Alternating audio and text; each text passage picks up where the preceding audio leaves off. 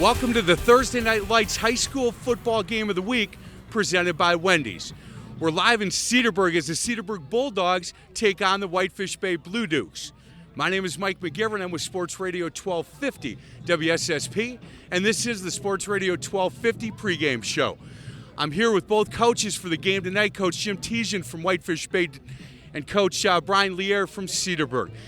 Coach, let's start with you. You guys are 2-1, 1-0 in conference, about a third of the way through. What have you learned about your team?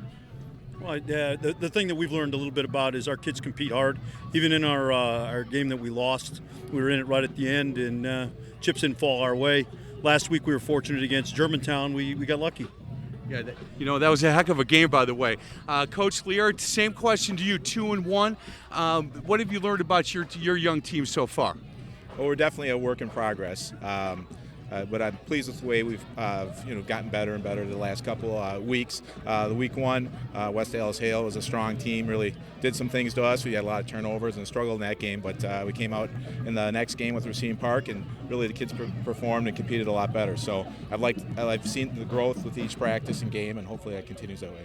Excellent, guys. Same question again. Both really young teams at this point. You started freshmen on the line, some juniors. You got a ton of juniors that are leading that team right now. A lot of guys that played last year as well. Tell me a little bit about the youth movement, and is it as coaches say, I love when sophomores become juniors and juniors become seniors, but you guys are getting some wins with some young boys right now. We were fortunate last year we played 23 different kids on defense. So a lot of these kids got a lot of playing time last year, and so they're maturing pretty quickly. Whereas Brian last year was a senior team. Where our kids, we took our lumps last year. Same question to you, Coach. And there's no Lauders left in the whole school district, I don't believe. No. Logan was the last one. Last meal. It's a youth-driven team at this point. Yeah, absolutely. We had a few kids that played big roles in last season's postseason run, but a lot of inexperience on the team as far as contributing at the varsity level, and we really need kids to step up and keep getting better each week. Hey guys, North Shore Conference right now, both 1-0. Certainly North Shore Conference, the last couple years started with Homestead. Might be a little different this year. We're excited to have you guys on Thursday Night Lights. Get to your teams. Thank you very much for your time. Good luck tonight. Excellent. Thanks, Jim. Other side of the break, we're going to get you over to John Weiser and Dick Basham for the call of the game. This is the Thursday Night Lights High School Football Game of the Week, presented by Wendy's.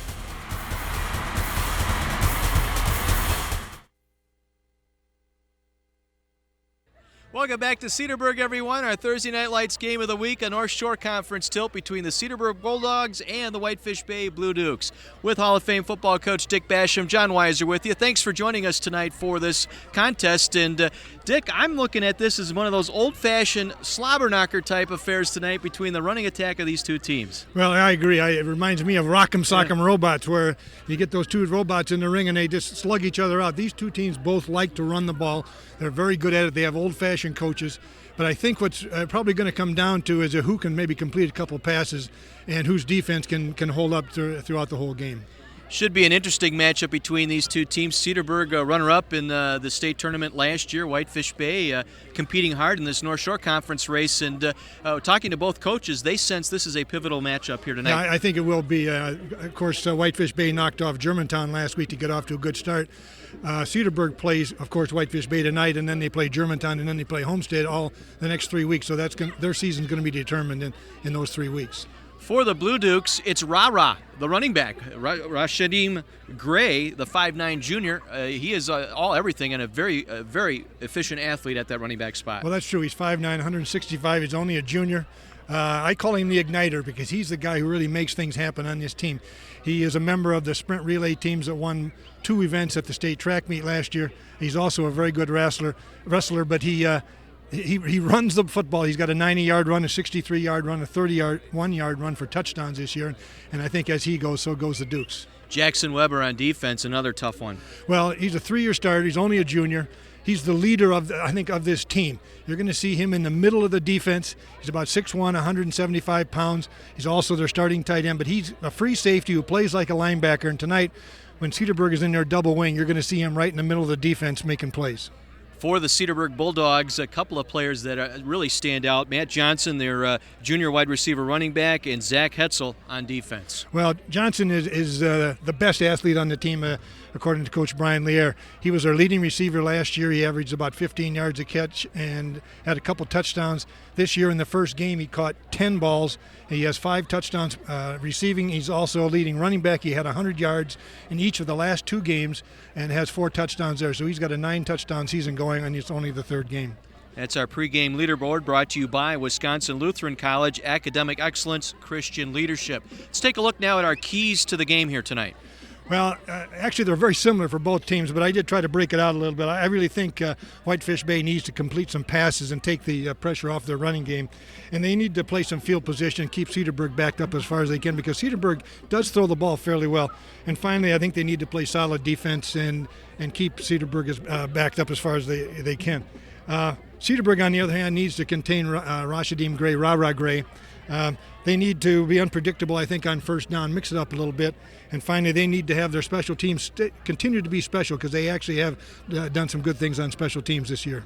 Got a feel for autumn here tonight. A little bit cool, a little bit breezy. We'll have football for you next. The kickoff coming up. Our Thursday Night Lights presented by Wendy's on My 24.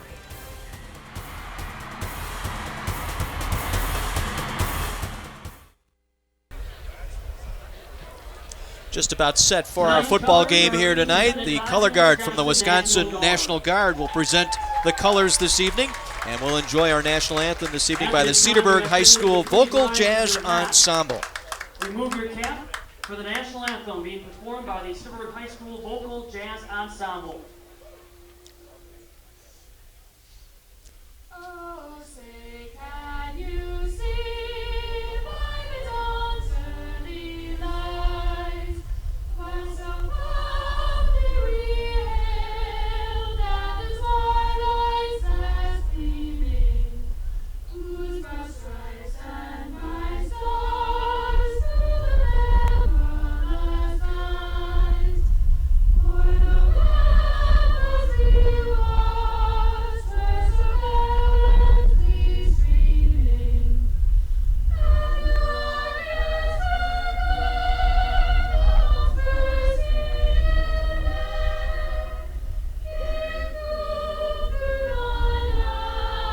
that our flag was still there. Oh, sing us the star-spangled banner and wave, for the light of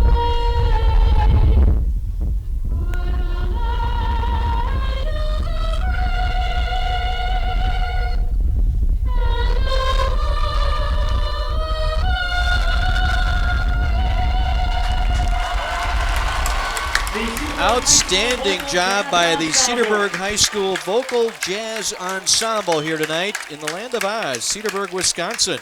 The Bulldogs entertaining the Whitefish Bay Blue Dukes. North Shore Conference matchup tonight between a pair of 2-1 teams. Cedarburg losing their Week 1 game to West Allis Hale, but coming back with victories against Racine Park and Grafton. Meanwhile, Whitefish Bay losing to West Bend West, and then, defeating West Bend West 35-0, dropping a heartbreaker to Slinger 27-26, and then hanging on to knock off Germantown last week, batting down a pass in the final seconds for that victory.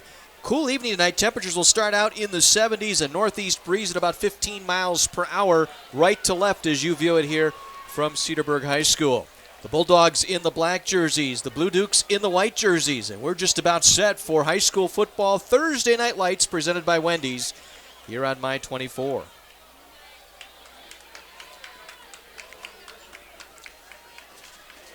Doing the kicking, it will be Jason Siki. Jason Siki will be kicking off. And back deep for the Blue Dukes, Rara Gray.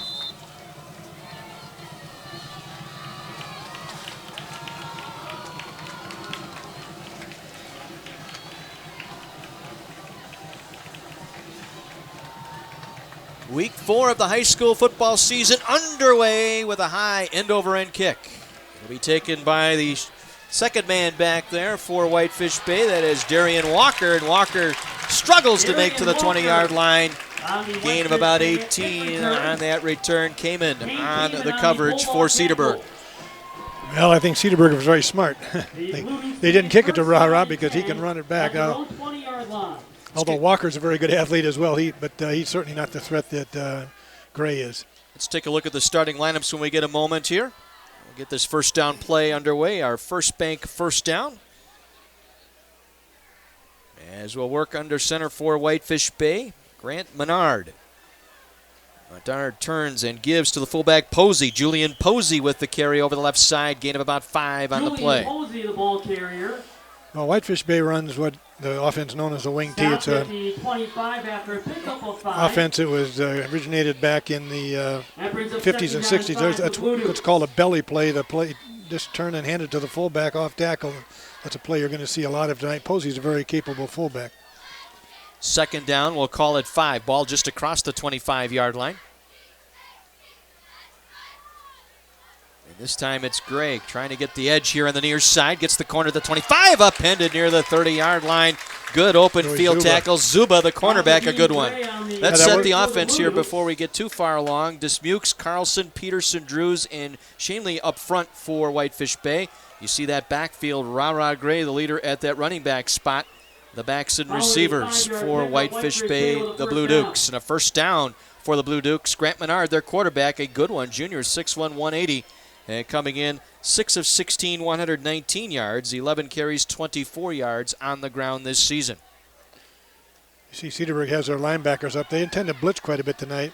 Jordan Johnson coming around the left side. Gain of about 6 before he's upended there as we take a look at our defense tonight for the Bulldogs. Kane came in along with Eric Milburn combined on the tackle. 5-yard pickup. We'll get you the defense here. There we go. The up front, 4-man front. And a good one there. Josh Greinert, a very good player. Linebacking core, very strong up the middle. And the secondary, Zach Hetzel, the key back there along with Zuba, an outstanding athlete as well. Second down. And they get it out just short of the 40-yard line. Going to bring up a 3rd and short here for Whitefish Bay. Get a replay on this one here. So we take a look at the tackle made by Eric Milburn. That's that belly play again to Posey. And Whitefish Bay is certainly establishing that they want to run the football, and they have a new offensive coordinator this year, Greg Lehman, who coached for many years at Milwaukee, Washington, and really knows this offense. Posey gets the first down, stood up at the 43-yard line. Breitenstein, a very good one at that defensive line spot for Cedarburg, able to make the stop. A 2-year starter, a senior, 5'8", 235 for the Bulldogs. 43-yard line. 1st and 10. Our starting lineups tonight have been brought to you by MRZ Promotions, the Midwest premier promotional company. If you need swag, go to needswag.com. Gray with a big hole over the right side across midfield into Cedarburg territory. Pickup of 10. Jake Wallach finally brought him down the free safety. Well, in a game like this, the offensive and defensive lines are probably going to determine success just as much as the skill players are, because that's where this game is going to be played, just by the fact that that's how their coaches like to play. Give him 9.5 on that one. 2nd and inches. The roll. Menard, the quarterback, out left side being chased. He'll get to the stick and get the first down. Dives forward to about the 47-yard line. Good coverage on that quarterback keep that time. As sealing him off that time was Ian McBain, the junior, coming up to force him to the outside.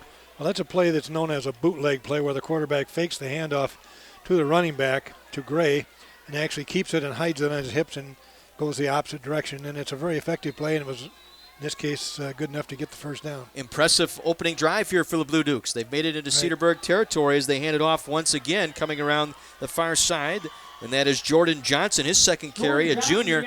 Been listed as a sub at the wide receiver spot, but came over from that right flank, or right wing, I should say, gain of 8. Well, you're going to see tonight, you see the two guards pulling there for Whitefish Bay, Ryan Drews and Jacob Carlson, 55 and 66. They're going to be leading the plays all night long. Busy night already for Zuba. He made the stop for Cedarburg. There's that fullback trap play right up the middle, gets the first down into the 35, down to about the 33-yard line. And again, a good stop by that defense. But getting into that third level, early on, the Blue Dukes able to run up into that third level of the defense. Well, that trap play is what happens there is a guard pulls, and you can see the running back come in right behind that guard pulling and blocking across behind the center. Here comes the sweep again. We'll give it to Gray. Gray tries the right side. Cedarburg defense there. Good gain, though. Gain of about 4 for Ra Gray. Zuba again leading the charge. 4 other black shirts there for the Bulldogs. This offense is based on plays that are in series. That is, plays that all start out to look the same but end up differently, because at any time the quarterback, the fullback, or the halfback could carry the ball, and it really is supposed to confuse the defense, and right now that seems to be effective. 2nd and 6. Menard going to roll left. Has a lane. Menard with some running room down the far sideline inside the 20. Takes it to the 15. Mark him out near the 12. Wallach able to usher him out the free safety, but another strong run by Menard, and the naked bootleg to the left side. Well, here you see him right here. He keeps the ball, number 15, heading down the outside. 1st and 10. If we had a wider shot, you would see that most of the defense was fooled by that play, and that's the same play he ran for the first down, and that is the play that keeps the defense honest. Well, we want to remind you that Thursday Night Lights is available streaming live online. Log on to my24milwaukee.com and click on the Thursday Night Lights link. You can also find our complete game schedule, watch archive videos of our games, even post your own photos. That's my24milwaukee.com.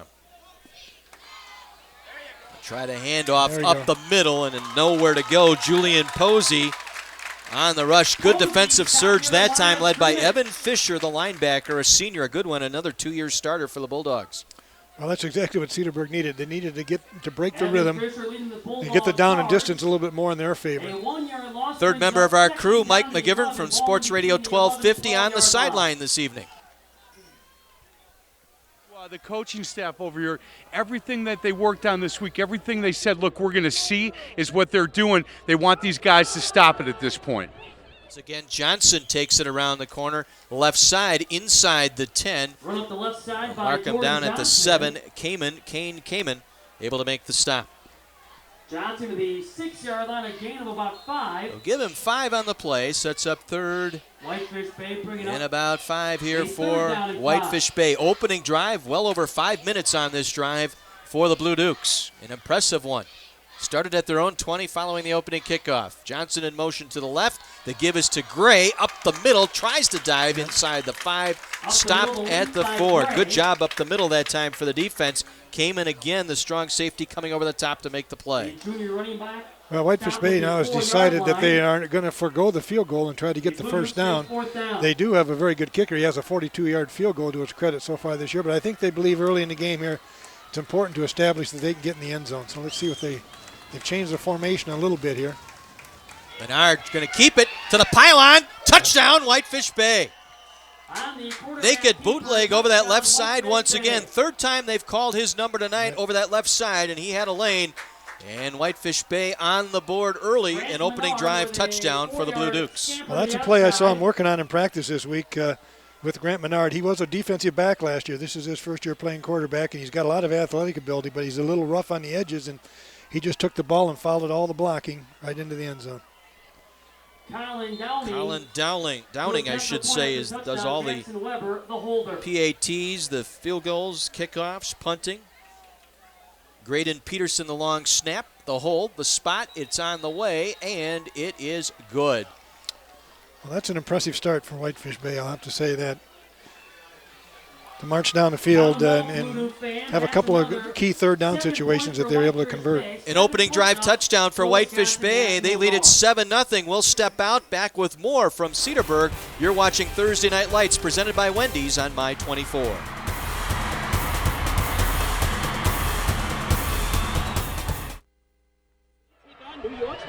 Hey guys, welcome back here with Dave Hero. Dave's going to be doing a wrestling show on My24. Tell us a little bit about it. Well, let me tell you something there big time. Pro wrestling is coming to My24, Ring of Honor Wrestling, Saturday, September 24th. We're bringing real sports. First of all, we got football, then we got pro wrestling, Ring of Honor, followed by my show, the Pro Wrestling Report with Damian Nelson.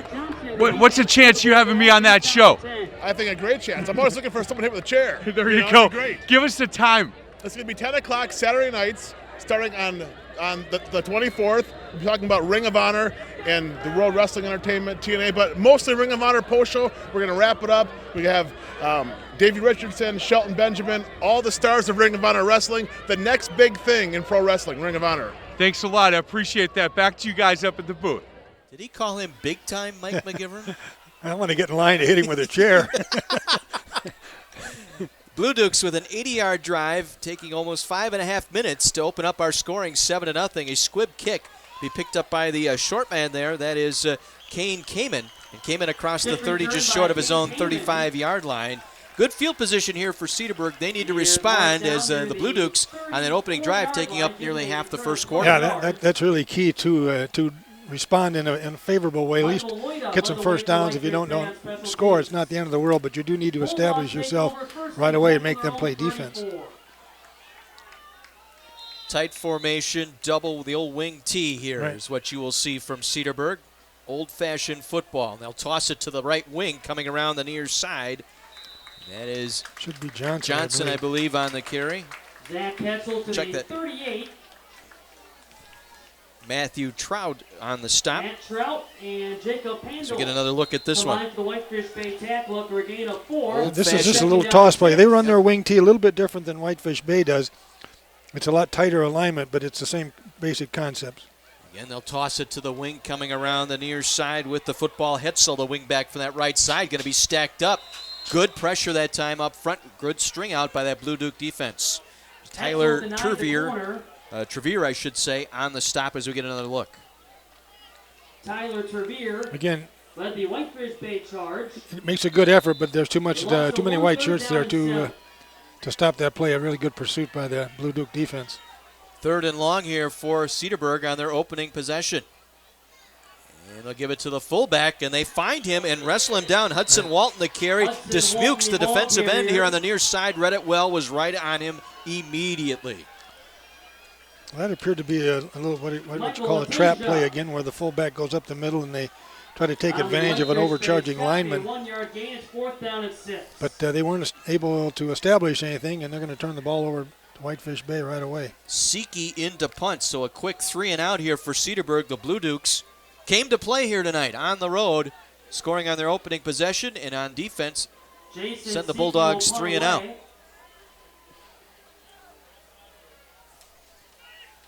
Jackson Weber set to receive. A high snap to the punter. He'll sidestep a rusher, and it's blocked. Tip. Whitefish Bay looking to cover. It's loose near the 41-yard line, and the Blue Dukes cover it up 55. There. Like Jacob Carlson, I think, Carlson blocked that got kick. You're right. Mm-hmm. And Jacob Carlson got a piece. He got a piece of that one, and maybe we'll get another look at this as the initial rusher got through there so quickly that the punter had to sidestep, and it was Carlson who got a hand on it, the second man through. And Whitefish Bay set up with beautiful field position here at the Cedarburg 41-yard line, their second possession of the night. And the give is to Johnson coming around the far side. Johnson going left inside the 40 down to the 37-yard line, getting a steady dose of the junior Jordan Johnson, 5'10", 175. Milburn with the stop. A gain of 4 brings up 2nd down and 6 at the Cedarburg 37. Nothing That's fancy. that same sweep play that they've been running, and you're going to see that all night long. And the handoff again, this time goes to Gray. Gray tries the right side, although the defense was right there. Once again, it was Zuba, the cornerback right there, along with Kamen, the strong safety. One thing that can happen in a game like this is that the defense gets a little bit more used to seeing the offense and the speed of it, that they make adjustments, and that, you may see that happen here as we go along with Cedarburg. Well, 3rd down for the Blue Dukes, 3rd and 5. First passing situation, we'll see if they put it in the air. Yep. Menard looking to roll left, steps up, throws it over, and it was deflected. Looked like Menard hit at the line of scrimmage. Greinert got a piece of him that time as he delivered that football, knocking it down. Well, Greinert saved the play because Jackson Weber, the tight end, was open behind the defense, but he couldn't get his feet set in order to throw it to him. You can see right here, Greinert comes up on him, and right there, number 3 is open. That was Jackson Weber, the tight end, the intended target. Stops the clock. 3:25 to go here in the quarter, 4th down. And the first time we'll see the punting unit out here, Cullen Downing to punt this one away from midfield. Kamen standing inside the 10. We'll see if he can work the coffin corner here. Try the far side. They'll bounce inside the 20 and roll dead inside the 15. They'll mark it out at the 13-yard line. Good job. Counts as an inside the 20 punt, and it'll back Cedarburg up inside their own 15-yard line for their second possession here tonight. Well, that was a great kick, and it gives Cedarburg poor field position from the standpoint of being 87 yards from the goal line. Cedarburg 3 and out on their first possession as you get a look at their head coach, Brian Lier, his 16th season at the helm for the Bulldogs. And they'll try the sweep around the near side as they give it to the wingman. It's Hetzel, and he gets out near the 14-yard line, maybe a gain of 1 there as they, again, the Blue Dukes able to string it out. Trevere once again there to make the stop. Probably could have cut that up a little bit quicker. It looked to me like he had an opening on the inside. We'll see if Cedarburg decides to go to a pass here, down deep and second and long. They're in a spread formation. This is their passing formation. Single back in the backfield. Lepak, his first attempt. He'll roll right. Gets it out, overthrows his intended target, Matt Johnson. Johnson, their leading receiver, was covered well on the play. Batija was there defensively for Whitefish Bay. Back in motion, sent him into the flat, but the ball was slightly overthrown. It's pretty well covered as well. Joey Lepak, a senior, first-year starter at quarterback.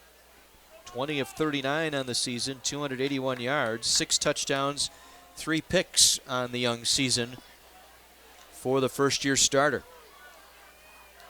3rd and long for the Bulldogs. Still a spread formation, more of a passing than running formation.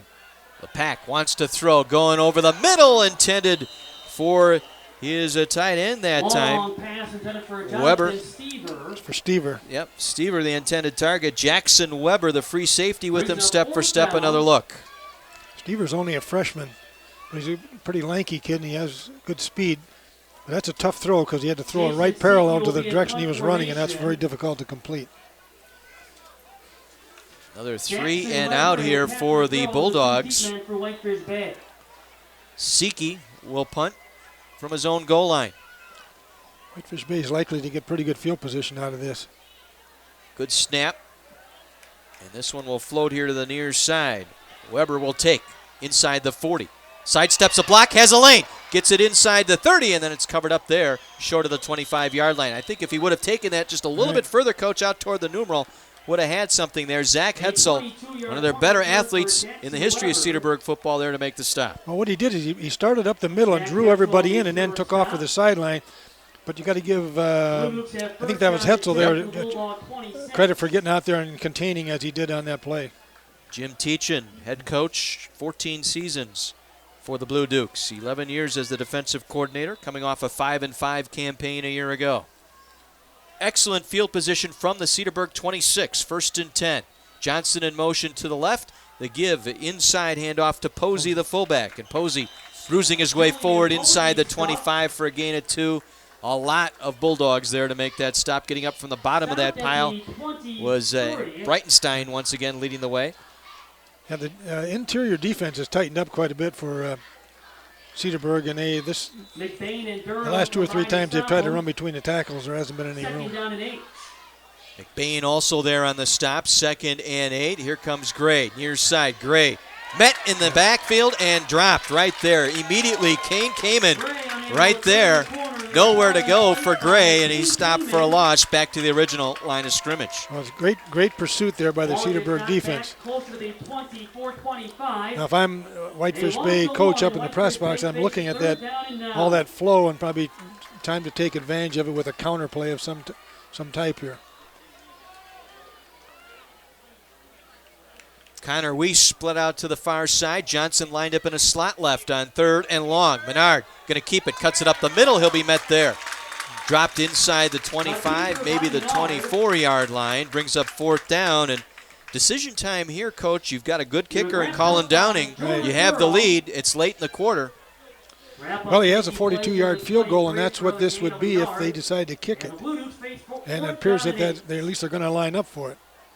They'll bring Dowling out to attempt the field goal. The ball's right in the middle of the field, which is good. That breeze has died down a little bit, but looking at the flags on the goalpost, still into the face here of Dowling. This will be a 40-yard attempt, middle of the field for Dowling. Downing. Good snap, ball down, kick on the way, plenty of distance, and it hooks off to the left, no good. Right. Would have been good, but just tailed off at the end. Kind of like the John Weiser iron shot from the fairway. Yeah, right. Let's credit the wind for blowing that to the left there. I know you always play the wind. I do, yeah. but, you know, my golf game is so bad, Coach. Yeah, he's a young guy. He just hasn't learned to do that yet. But he certainly has the leg to make it, and I think that sends a message that anytime they get to the 25, 30-yard line, they're going to take a shot at a field goal. 31 seconds to go here in the quarter. They'll toss it back. On the carry for Cedarburg. Matt Johnson taking the pitch. Dismukes again in on the stop for Whitefish Bay. They haven't been able to block him all night long, and their bread and butter is to toss the ball to Matt Johnson and let him run with it, and right now there's no room to run. You see Coach Lier getting the play in as we get another look at this one on the toss. And again, right now, Whitefish Bay winning the battle on the line of scrimmage. They won't get this play off as time will expire here in our first quarter. 1 quarter in the books here at Cedarburg, and Whitefish Bay on their opening drive, 80-yard touchdown, lead it by a score of 7-0. Thursday Night Lights presented by Wendy's on My 24.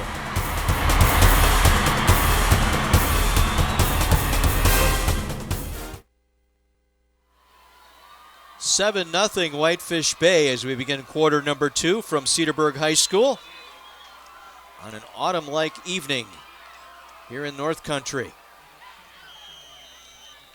Second down and long, and gain of about 2 on the play. Letitia in on the stop that time. First man through. Walton, the fullback, with the carry. Now Cedarburg lined up in their spread formation, but it was more of a decoy in order to try to run the fullback off tackle. Once again, the Bulldogs third and long for running team. That's a tough down to overcome here. Let's see, they'll split out 2 receivers. Single back is Walton. They'll roll the pack out to the right with time. Delivers, caught. Nice. Near side, first down across the 35 for the first down. Gain of 13 and a first down. The initial first down of the night for Cedarburg. Matt Johnson on the reception. All right, that was well done by the quarterback. Rolled out, set his feet. Fairly long throw outside to the sideline. You can see that right there. Right on the money, good catch, out of bounds, first down. First and 10, Cedarburg from their own 35-yard line. Same formation, same play. They'll roll it back right. Now he'll run it upfield. Gets to the line of scrimmage, and he's hammered out of bounds there. Driven out that time by Letitia, the linebacker, coming up to make the stop. Well, LePack is a pretty good-sized kid. He's 6'2", 175 pounds. He took a shot in the sideline there and didn't flinch, so he can also run the ball. Let's go downstairs. Mike McGivern. Hey, guys, at the end of the quarter, the offensive line coach of Cedarburg is pleading with his linemen to hold their blocks and try to get to that second level and open up a gap or 2 for these backs. Toss to Hetzel, trying to cut the middle. Again, stacked up as we were going to break in that commercial. Dick, we're talking about that, the line of scrimmage being dominated here by the Blue Dukes. All right, they have 11 guys within about 6 yards of the line of scrimmage on that double tight formation that Cedarburg has. And they're really just they're playing man-to-man defense. They're reading their keys, and as soon as they see everybody block, they attack the line of scrimmage. A misdirection play, something like that, might solve that a little bit. They're crashing their ends. They're pinching them inside every run play here. Movement up front. Did not break the neutral zone. No infractions. Fumbled snap. LePack has to pick it off the ground, and he is dropped right there. A fumble recovery by Joey LePack. Will Shanley that time in on the stop for a loss, and that was all blown up by the bad snap there. Right. Well, this offense that Cedarburg runs with everybody in so tight forces teams to play a different defense than they normally play, and that's what Whitefish Bay is doing. They're playing a 6-man front. They normally play a 5-man front with 2 linebackers. They are playing 6-man front and bringing the other 5 guys right up to the line of scrimmage, so there just is no room to run. Taylor Grimm, the long snapper. Jason Seeke, his 3rd punt tonight. a high floating short kick to the near sideline. It will go out of bounds near the 42. Let's see where they mark it. Official walking up the field across the 45. They'll mark it out at the 46-yard line. The Blue Dukes winning field position here through the first early part of this first half. Yeah, that was not a good time to kick it out of bounds for about a 15 or 20-yard gain. They needed a better kick. But one thing that has happened that their defense, Cedarburg's defense, has toughened up, so that's saved them a little bit. Menard will lead them to the line of scrimmage. Grant Menard and the handoff. Gray breaks a tackle, gets it across the 50 down to the 48-yard line as Cedarburg should have been stopped at the line of scrimmage, but again, a nice run that time to shake off the defender. Here you get a look at it coming right at you. Check that. That was Deontay Brown, his first carry of the night, the senior 5'8". Yeah, he's a veteran player. He played a lot last year, first action tonight. But he did make a nice little stutter step there and get some yardage. But again, it's the third level of that defense making the stop as the free safety made the play. And once again, the give is to Brown, and he is stopped for a loss. Kind of stumbled as he got the handoff from Menard that time. Covered up on the play by Eric Milburn. Led the charge in the backfield for the Bulldogs. Once again, the third member of our crew, Mike McGivern. What do you have for us? Hey guys, talking to Coach Tejan before the game, his goal was to make Cedarburg throw the ball. So far, so good. Obviously, defensively, they're playing awfully well right now. Gray with the carry does not get the first down as he tried the right side that time. Milburn again, that linebacker on the left side, able to bring him down as we get another look. Well, Cedarburg has settled down. They're also playing very well on defense right now. We'll call that one of our Boucher big hit collisions. If you've been in a collision, you can count on Boucher Automotive with body shops all over southeastern Wisconsin to fix whatever is dented or broken on your car. Milburn with the Boucher big hit. One thing Cedarburg does very well, and that's return kicks. And they could certainly use one here. They got their two best players back there, Hetzel and Johnson. With time and a nice spiraling kick will bounce short of the 20, angle out of bounds inside the 20 near the 19-yard line. So about a 30-yard, 32-yard punt.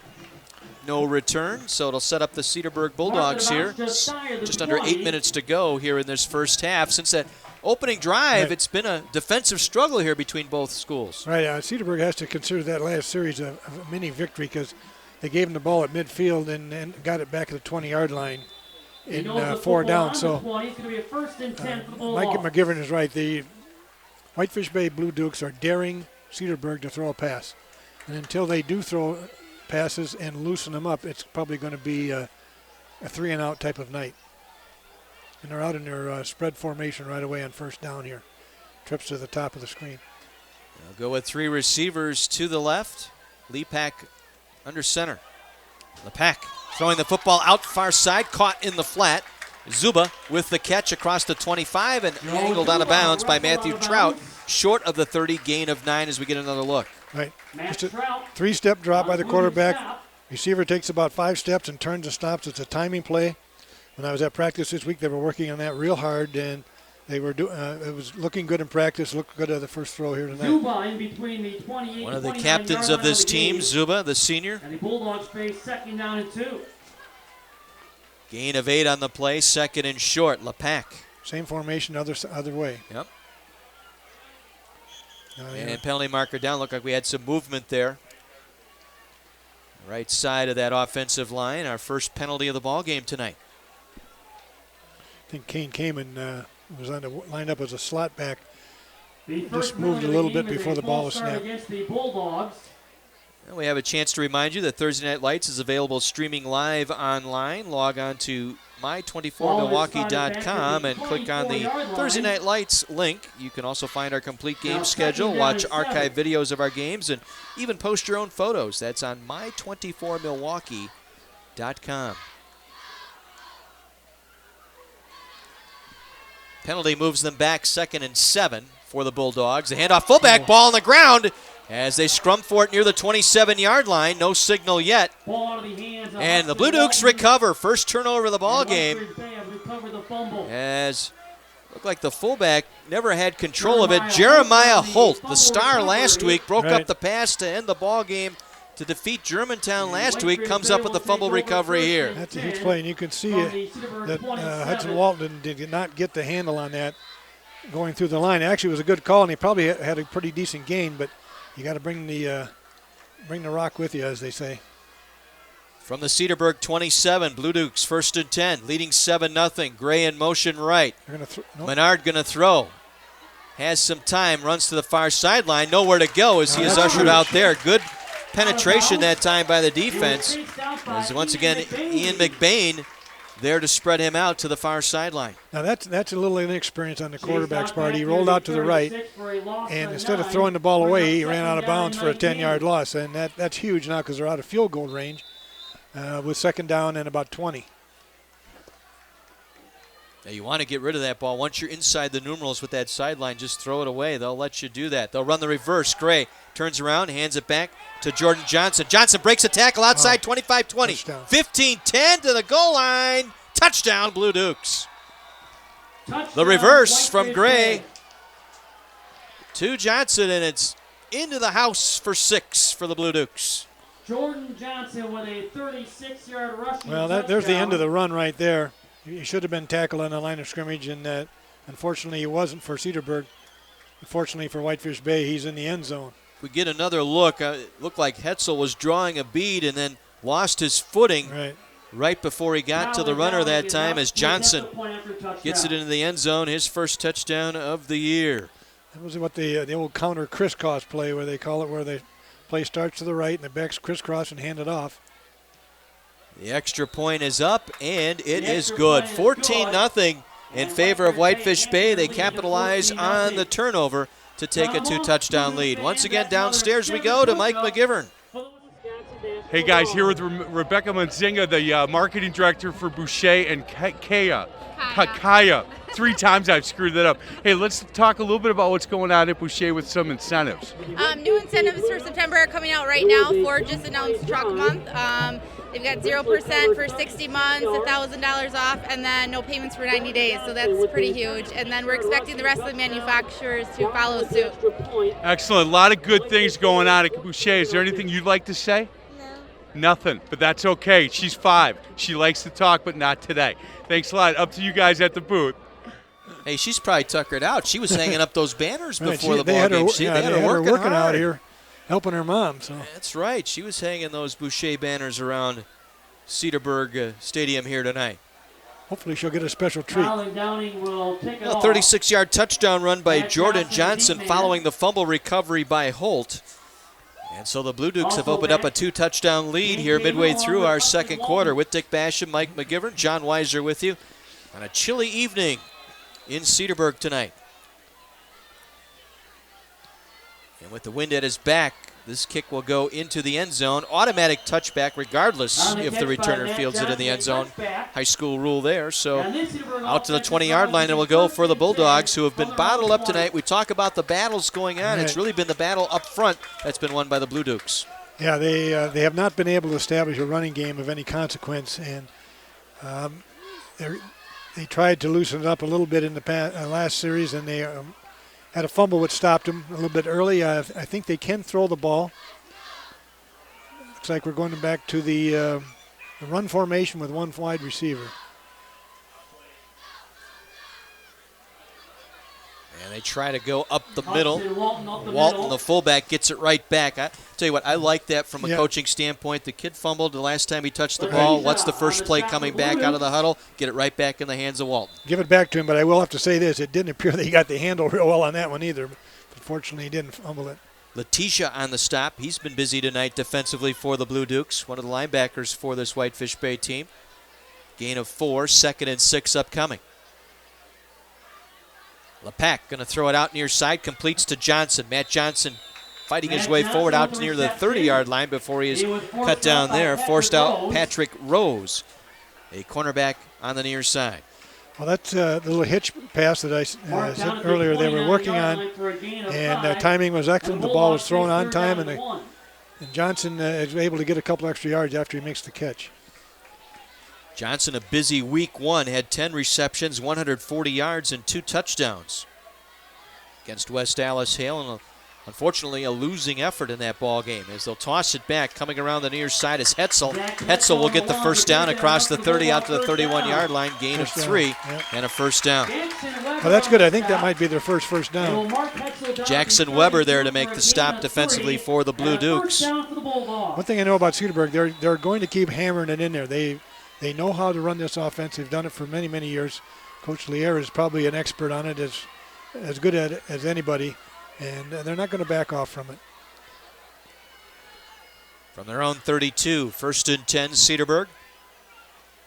Quick drop. Lepak going to throw it out. Completes the pass. Far side Zuba with the catch, but brought down immediately. Matthew Trout, the corner, right there to bring him down. Gain of about 5, maybe 6, but Trout was right there to prevent the first down. Yeah, that's that same hitch pass. Zuba does a good job of looking the ball into his hands. It's an excellent open field tackle by the DB. What they're hoping for maybe is that sometime they'll be able to catch it and make him miss and get a long gainer out of it. Second, we'll call it 5 from the 37. Again, they'll hand it off to Hudson Walton, the sophomore fullback. Bowls his way over the left side, stopped by Kelly Jackson. Right defensive end that time for the Blue Dukes. Short of the first down, brings up 3rd and short for Cedarburg. That's a key player now. They really need to keep this drive going and keep the ball away from that Whitefish Bay offense. Lepak tonight throwing the football 4 for 6 for 31 yards. If he can keep that up, then they'll be in business. Again, tight splits here on 3rd and short. They'll toss it back. It's Hetzel trying to get the first down. Got the line of scrimmage, fell across the 40 to the 41. Didn't get it, I don't think. Gain of about 1 yard, and it'll bring up 4th and short. Once again, Bobby Linneman, the defensive tackle inside for the Blue Dukes. Jackson and Weber combined for Whitefish Bay on the stop.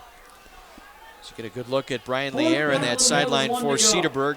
Lier in his 16th year. 118 victories to his total, 12-2 last year. Runner-up in the North Shore, runner-up in the state finals a year ago in Madison. Going for 4th and short, they're going to go for it, down 14. Long count here by Lepak, and he'll take the timeout. Yeah. Tried to draw him off. The Blue Dukes not buying what Lepak was selling that time, so we'll take a break. 3:44 to go in the first half. It's the Blue Dukes 14, the Bulldogs nothing. Thursday Night Lights from Cedarburg, presented by Wendy's. Take your own pictures and videos. Our Thursday Night Lights Real Fan Cam presented to you every week by Wendy's. Wendy's, you know when it's real. Good crowd on hand here at Cedarburg. Everybody back at school. The student body out in full support tonight of the Bulldogs, though they trail by 14. 4th and short, they get the first down, short of the 45-yard line. Hetzel with the toss, Weber on the stop, but it's a first down for the Bulldogs to keep this drive alive. Well, I like this call for 2 reasons. One is this is how they play football, and they didn't back away from that.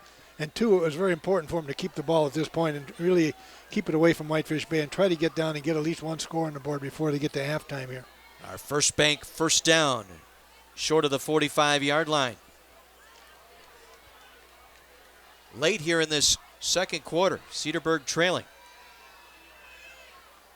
Trying to find something here on this drive. They'll try the option pass by the wingback. Has a man open, makes the catch across the 40, down to the 35-yard line.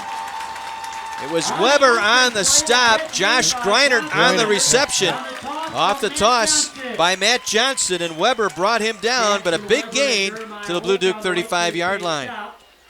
Well, this is interesting because when I was at practice talking to Coach Lier, he said that Matt Johnson was the best passer on his team, but he couldn't afford to put him at quarterback because he needed him so many other places.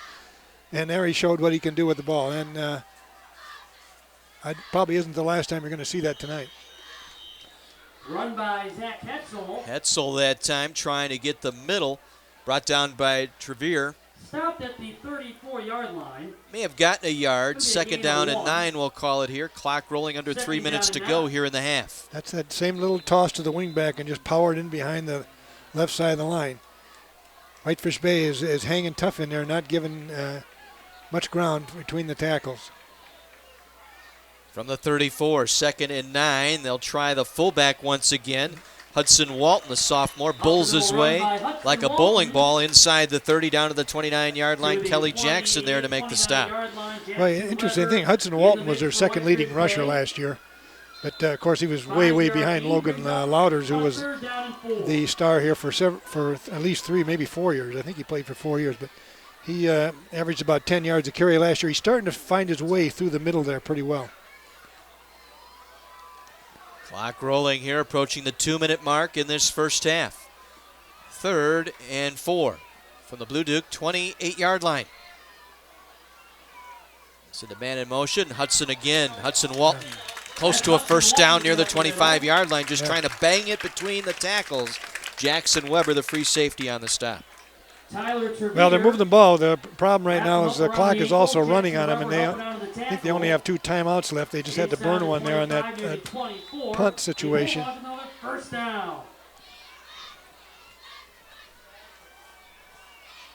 Once again, Brian Lier on that sideline. Talked about being a work in progress this season for this Cedarburg team as Lepak drops back, looks to throw right side. Ball is caught somehow that time. As wrestling that ball away from the defender was Matt Johnson.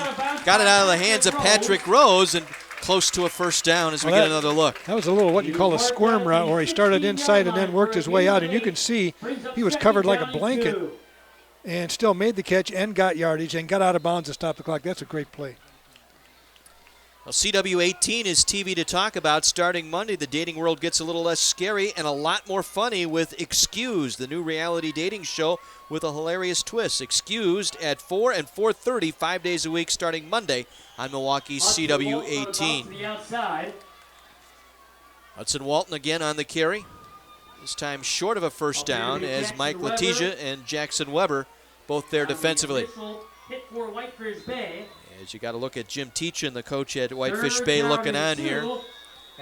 His defense looking at a critical 3rd down here, and now we've got a stoppage of play. Looks like a timeout.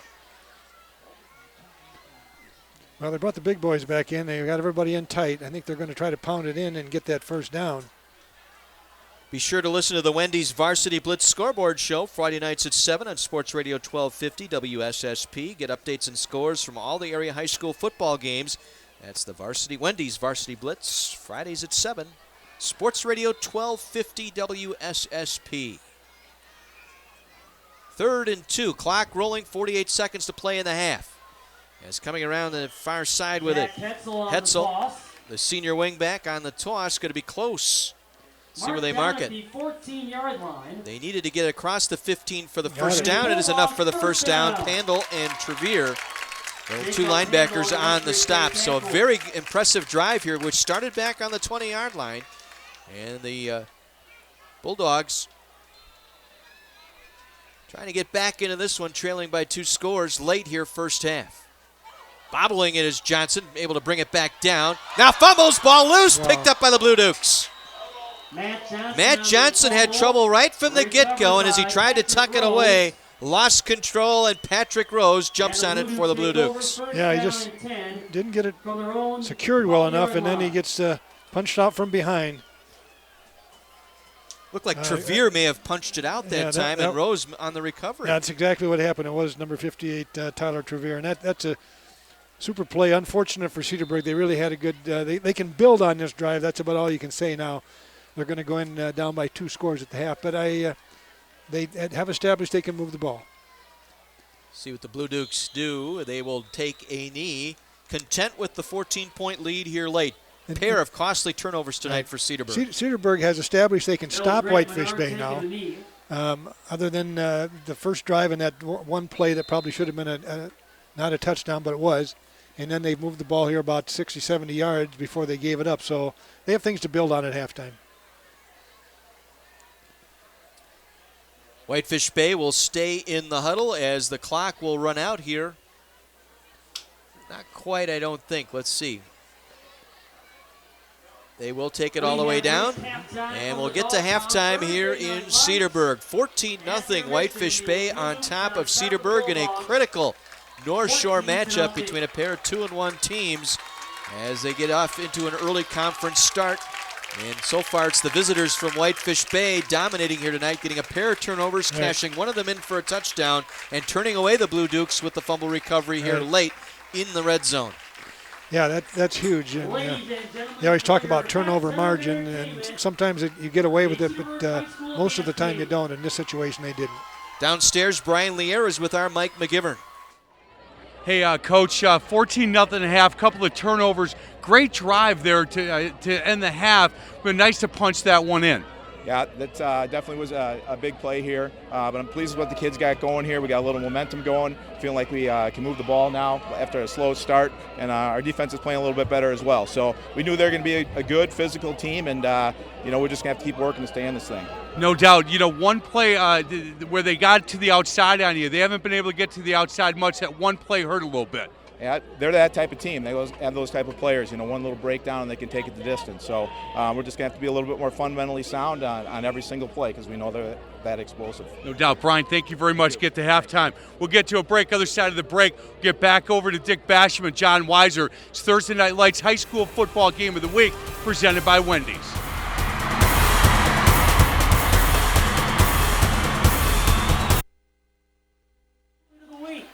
14-0 Whitefish Bay on top of Cedarburg. They start out on an opening drive, 80-yard touchdown. They capitalize on a fumble recovery, a 36-yard touchdown run by Johnson. And they turn away the Bulldogs late here in this first half to set up their 2-touchdown lead through our first 24 minutes. All right, now we'd like to highlight a very special student athlete, the Boucher Automotive Group, proud to bring you tonight's presentation of our Scholar Athletes of the Week. Rebecca Monzingo, marketing manager at Boucher Automotive, presented our Scholar Athlete of the Week award to John Platzer from Whitefish Bay High School. John has a 3.94 GPA. He participates in football and is a member of the National Honor Society. John is starting defensive lineman and has been selected as a captain on the football team this season. Rebecca also presented our Scholar Athlete Award to Haley Bauer from Cedarburg High School. Haley has a 4.3 GPA and participates in track and cross country. She was selected as an AP Scholar and scored a 35 on her ACT. She is a 3-time letter winner in both track and cross country and has qualified for state in track 2 times. She is active in her church, participating in 2 major service projects, and is active in extracurricular activities at school. Tonight's Scholar Athletes will be in the running to receive a $5,000 scholarship courtesy of the Boucher Automotive Group. One of our weekly Scholar Athletes will be chosen to receive that award at the end of the season. That's a pretty sweet ACT score. I think 36 is perfect. She's got me doubled, I think, on what I took. But, we talk about... I couldn't even spell ACT. They spotted me the first 2 letters. I had trouble. We talked about what's happening up front, and we need to note that the Cedarburg offensive line, without one of their premier players, Nick Lancer, both two-way player, offensive line, defensive line, a 2-year starter. He's out with a shoulder injury for the remainder of the season. I'm not sure how much that's affecting Cedarburg up front, but you could see in that first half the Blue Dukes were dominating that line of scrimmage. Yeah, it's hard to measure something like that when you lose a top lineman. In a school this size, you don't have as many linemen as you'd like to have. I don't even at a big school. I don't know if you ever have as many as you want, but it's the next man in. Somebody has to step up, and coaches have to resign themselves to those type of things in football. I think Cedarburg was able to establish some things in the second quarter, especially late. So I think the second half will be a very interesting half, especially if Cedarburg can come out and get a score on the board and make it interesting, because Whitefish Bay has not moved the ball really well other than that kind of missed tackle touchdown that they had in the second quarter. And the 2 turnovers tonight, the one costly turnover that led to the 36-yard touchdown to put the Blue Dukes up by 2 scores. Yeah, and in fact, I think as I recall in the first play, Whitefish Bay took a 10-yard loss and then were able to turn that into a touchdown. So that's kind of the way high school football can be. It's you get some breaks and you have to take advantage of them. So far, Whitefish Bay has had the breaks and has been able to take advantage of at least one of them. But Cedarburg is an opportunistic team, and I look for them to – I don't think they're going to go away. They're going to come back and play really hard the second half.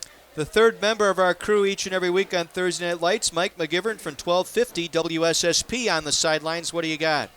Hey guys, First Bank Financial Center, big sponsor of Thursday Night Lights. I'm here with really some fun people. They always send me fun people. Sue Lorenz, she is a home loan lender. Sound good? It does, yeah. You know, we talk about First Bank Financial Center, but we've never talked about the history of the bank. Give us a little history of the bank. Well, the bank's actually been in business longer than I've been alive, 150 years, 152 years. Actually, when Lincoln was in office, we opened, if you can imagine.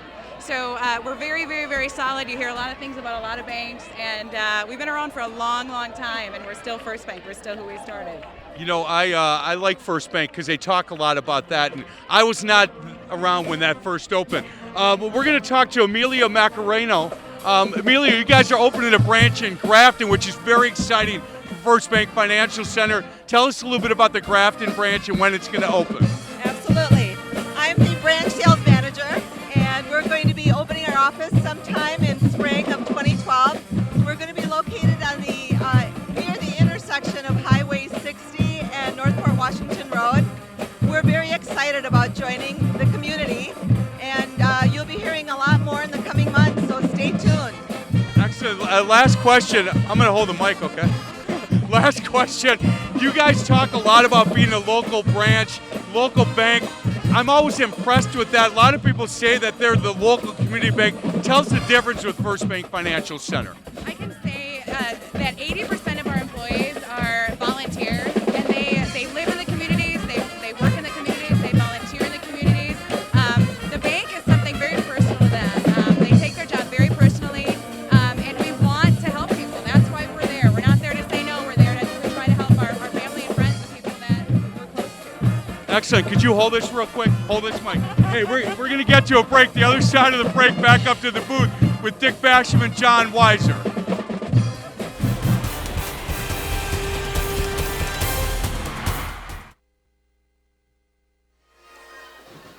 Whitefish Bay up by 2 touchdowns. John Weiser, Dick Basham, Mike McGivern with you from Cedarburg High School.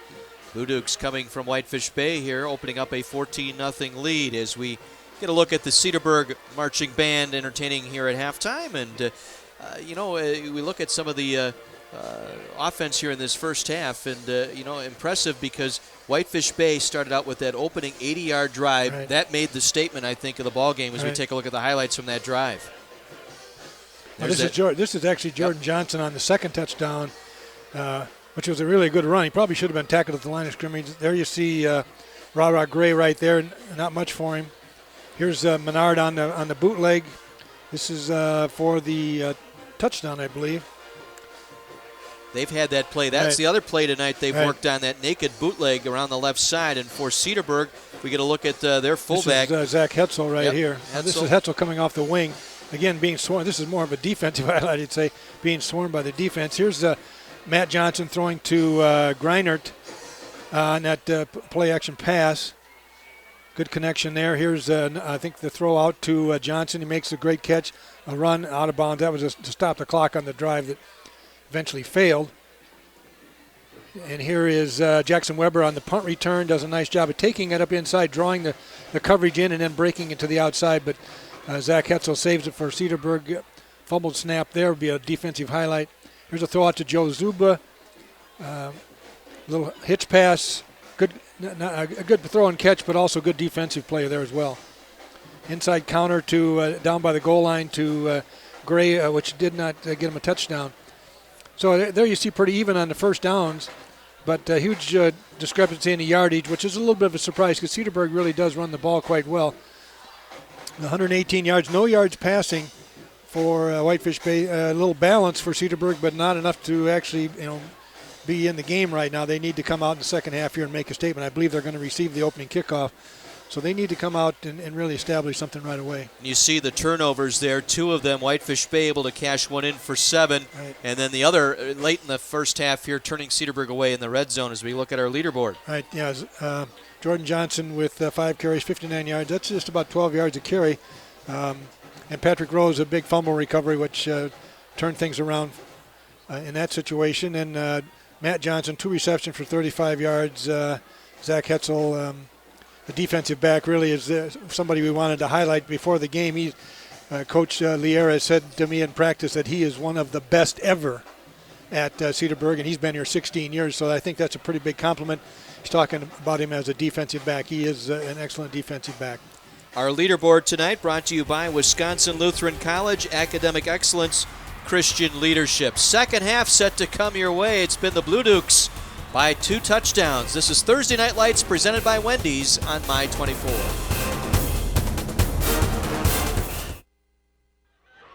Hey guys, here with Jim and Wendy.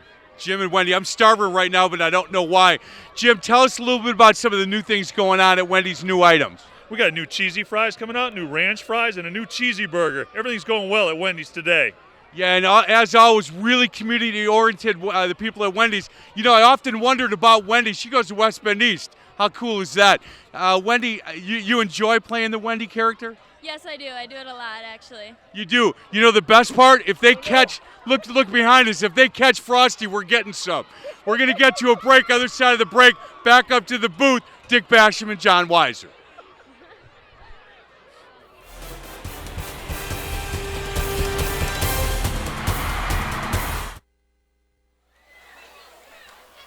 Thursday Night Lights presented by Wendy's in Cedarburg tonight. Whitefish Bay leading Cedarburg 14-0. Again, our thanks this week to the great folks at Milwaukee High Lift for helping bring these great pictures to you tonight. They have provided the scissor lift for our cameras tonight, so for any aerial platform need, rentals, sales, or service, call the great folks at Milwaukee High Lift or visit them online at milwaukeehighlift.com. With Mike McGivern and Dick Basham, John Weiser with you. Cedarburg High School tonight, second half set to begin. Cedarburg trailing. They will get the football to start this second half. Dick, quick keys for the game for both teams here in the second half. Well, I said that before the game that I thought Whitefish Bay needed to complete some passes to take the pressure off their running game. Obviously, they didn't think so because they haven't completed any passes yet. But they have done, I think, a good job of keeping Cedarburg backed up from the goal line. And that's really important. As far as Cedarburg is concerned, they have done a pretty good job since the first drive of containing Rara Gray. And they have started to become unpredictable on first down. So we need to have that special team step up and be special right now and maybe get them back in the game right here. Whitefish Bay also missing a 40-yard field goal in that first half. They did have an opportunity there that hooked wide left. So I think Cedarburg, counting their blessings, they're down 2 scores here with 2 turnovers. One of them cashed in for a touchdown. So an important opening drive here for the Bulldogs as we get set for our second half. They're probably not going to get a return here because no, they got a short kick this time. And it will be Hetzel in front of Johnson at the 10. Coming near side, trying to get the 20, and he is buried there short of the 20-yard line. Michael Loida coming up to make the stop on special teams for Whitefish Bay, short of the 20-yard line, and that's where Cedarburg will start our second half as we get another look. Right here, yeah, Bay does a really good job of staying in their lanes. Hetzel outruns his blockers a little bit here and ends up with no help. Joey LePack at quarterback. Well, we're using the spread formation right off the bat here. That says a little bit about what they may be planning to do. They'll widen it out even further as they send Zuba out far left. Hetzel in motion. The handoff goes to the fullback, Walton. Walton tries the left side. Nothing there. Stopped at the line of scrimmage. Jeremiah Holt with the stop defensively for the Blue Dukes. Textbook tackle there. Holt, the hero last week, broke up the pass as time expired in the win over Germantown for the Blue Dukes. He also had a lot of help from Mike Letizia on that, too, was right there. Gain of 1, second 9 for Cedarburg. Again, Zuba split out left side. Johnson here the near side. And they'll roll the pack. Looks to throw, looking across field. Johnson with the catch. Out across the 35, out near the 40-yard line. Gain of 19 and a first down for Cedarburg. Jacob Pandel, the outside linebacker, with the stop. Yeah, that was a really good throw because Pandel was he was the flat coverage, and he was underneath that pass and almost got a hand on it. But that was right on the money and very well done. Initial first down of the second half for the Bulldogs at their own 40-yard line. Again, Johnson to the near side. And they'll give it to the fullback, Walton. Walton, the sophomore, across the line of scrimmage, may have eked out a yard Hudson or Walton, two. the ball carrier. Hudson Walton getting the looks at running with Mike Letitia, the Right. linebacker, there to make the stop. Whitefish Bay stop. They just can't get past that first level here. You can see that he gets a little momentum, but right away the linebacker's in there and in his legs and really blows that play up a little bit earlier than they wanted. They need to get some blockers onto that second level, as they say, which is the linebackers, and then they'll have something. Polam, Zarumsky, Shawns, Brower, Rozak up front for the Bulldogs as Lepak wants to throw. Coming right side, man there. Johnson stumbles, can't get there to make the catch. Matt Johnson, the intended target. Patrick Rose on coverage for the Blue Dukes. It was a good throw. I don't think he would have been able to catch it in bounds. It was just a little bit overthrown, but Lepak has been throws a really nice ball. He's a nice tight spiral, and he's very accurate. So I think they just got to keep throwing and backing him off, and then that running game will start to pick up. Leading receiver a year ago for this Bulldog team. 3rd and long now for Cedarburg, their own 42-yard line. Again, they'll spread them out.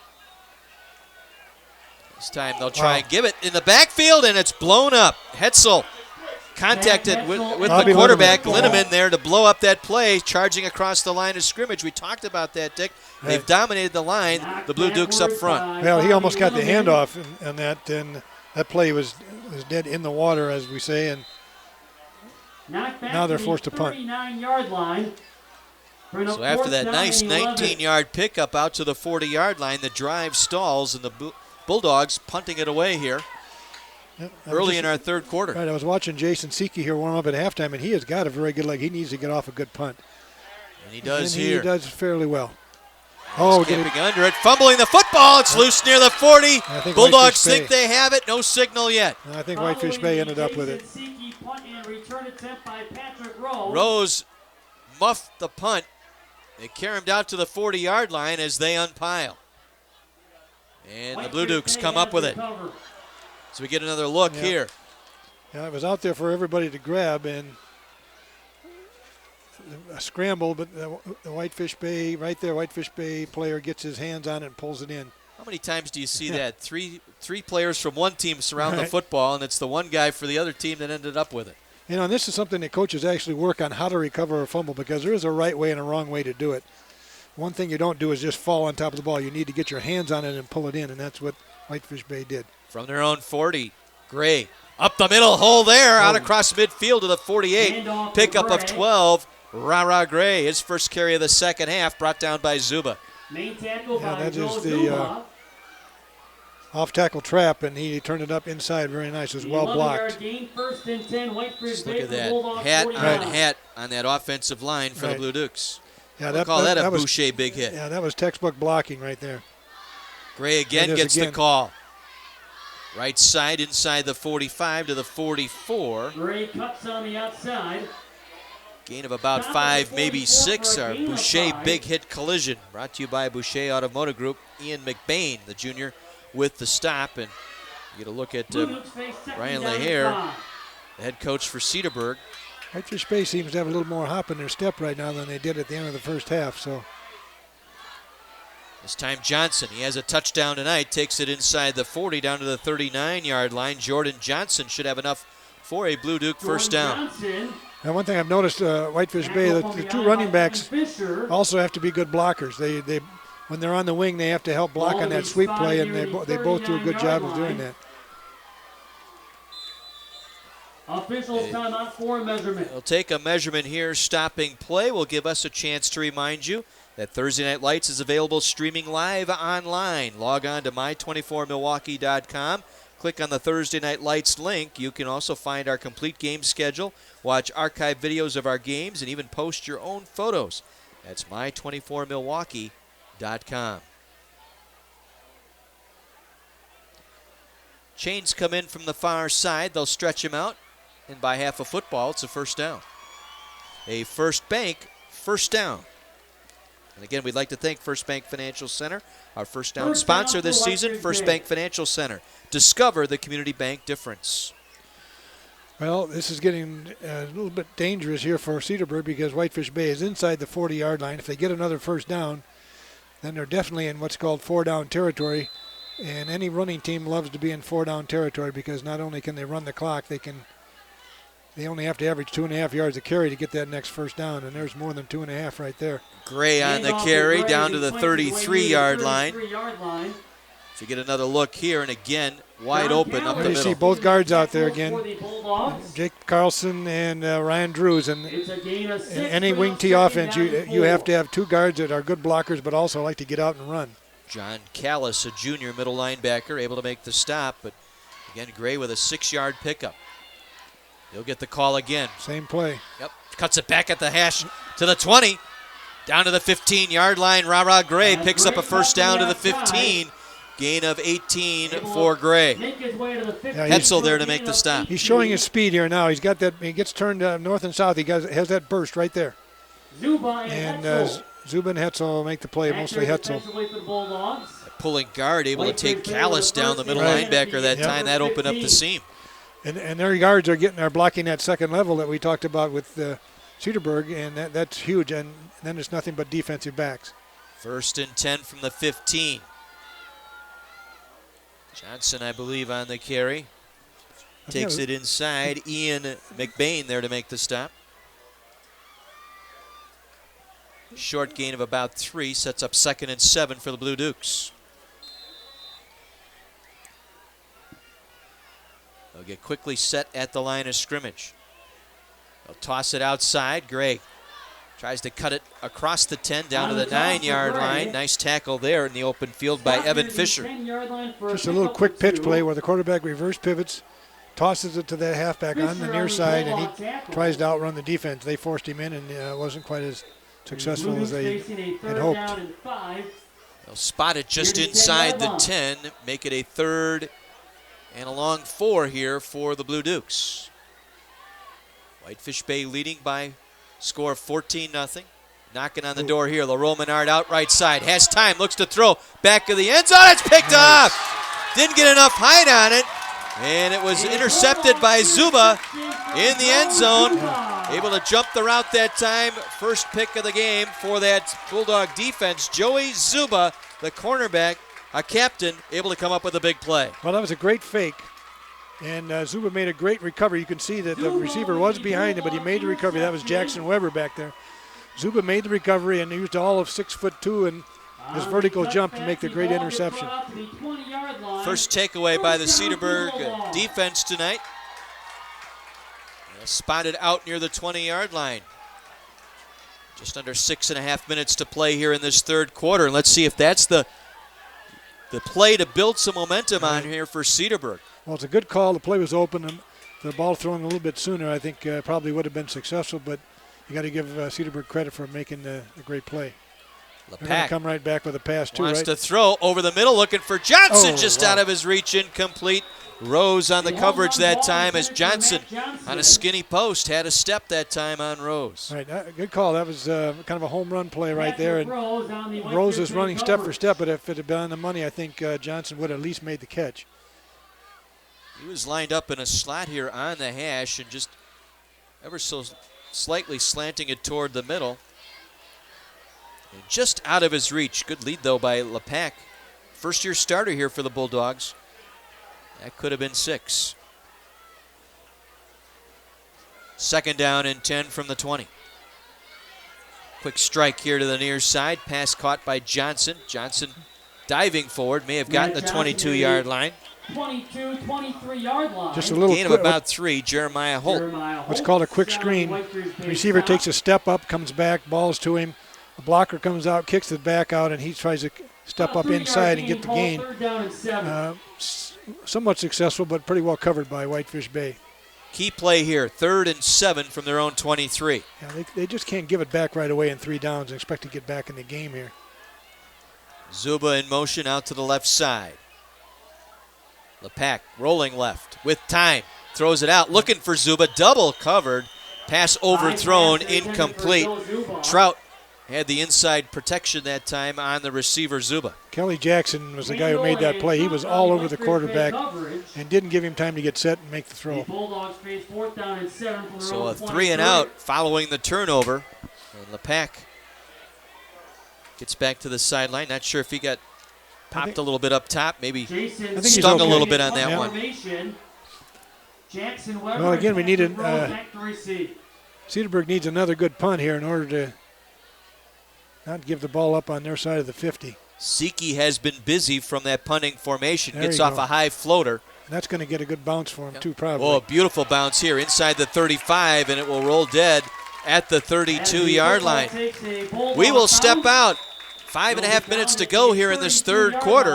And it's Whitefish Bay on top of Cedarburg 14-0. Our Thursday Night Lights presented by Wendy's.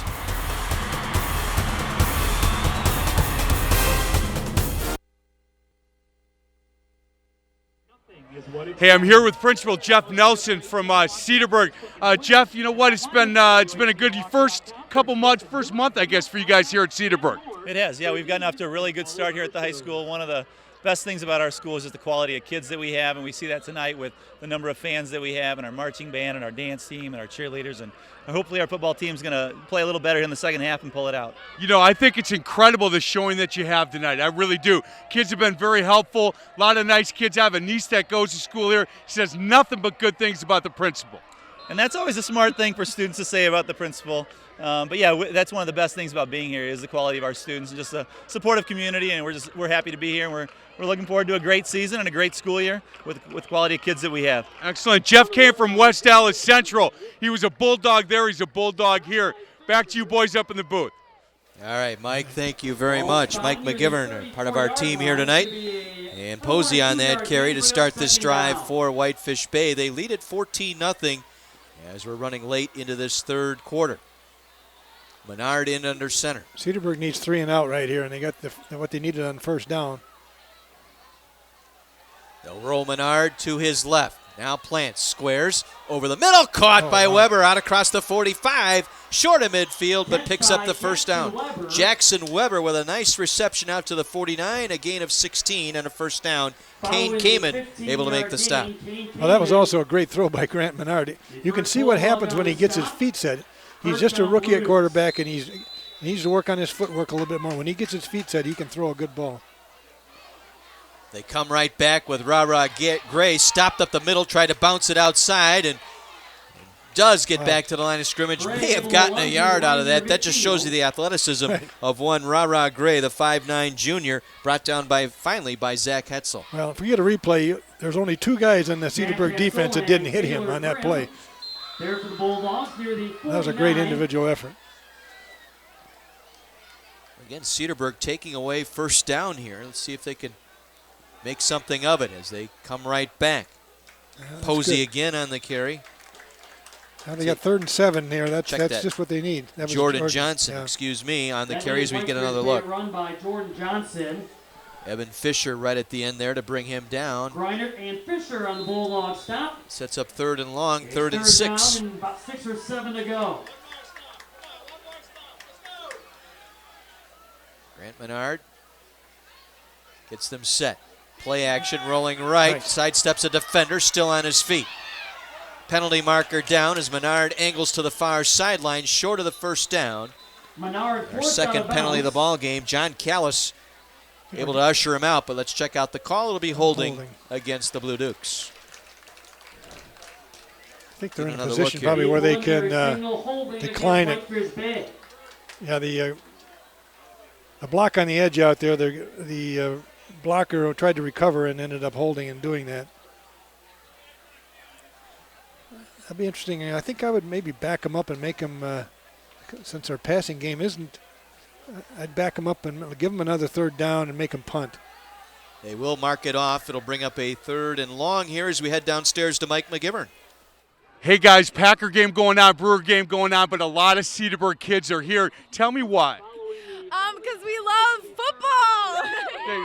Hey, a lot of support, especially for the Cedarburg dance team. Are you part of the dance team? No, I'm not, but I have lots of friends on it. Go Riley! Woo! Hey, last question. Who's your favorite uncle? Uncle John. That's great, Uncle John McGivern. I can't get away from John McGivern, boys. I don't know what it is. Back up to you. Menard being chased out of the pocket on 3rd down, and he will go down. Short of his own 40-yard line, Evan Fisher with the chase and the tackle for the Bulldogs. Well, that strategy of backing them up has worked now because they could get some decent field position, although And Whitefish Bay facing 4th down and Colin Dowling is a very good punter. Downing is a very good punter. Big defensive stop here for the Cedarburg Bulldogs, trying to get the momentum back here, trailing by 2 scores. Kane came in the back to receive for the Looks like Cedarburg may be going to come after it a little bit. Well, they need something here. Here they come, and they nearly got it. A driving, spiraling kick that Kamen will take at his own 21. Breaks the tackle to the 25. Out across the 30 to the 32-yard line where he is tripped up there. As coming up with a tackle was Jacob Carlson for the Blue Dukes. A return of 11 yards out to the 31-yard line as we get another look. Yeah, this is a very good punt.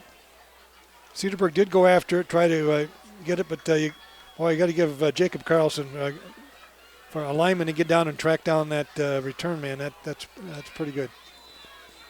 1st and 10 Bulldogs at their own 31. They'll toss it.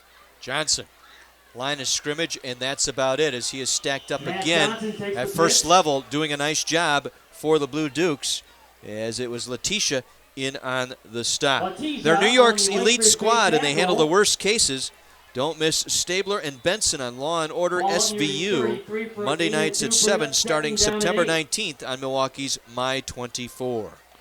Well, you can see in that replay that there was no place to go. That defense was all over it, all 4 front linemen and the linebackers. Everybody in a gap.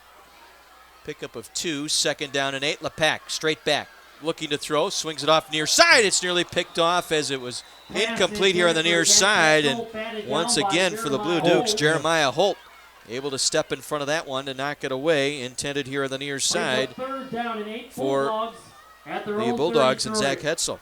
Holt had that well played and was in position to make the interception. Fortunately, LePac threw it a little bit out of his reach.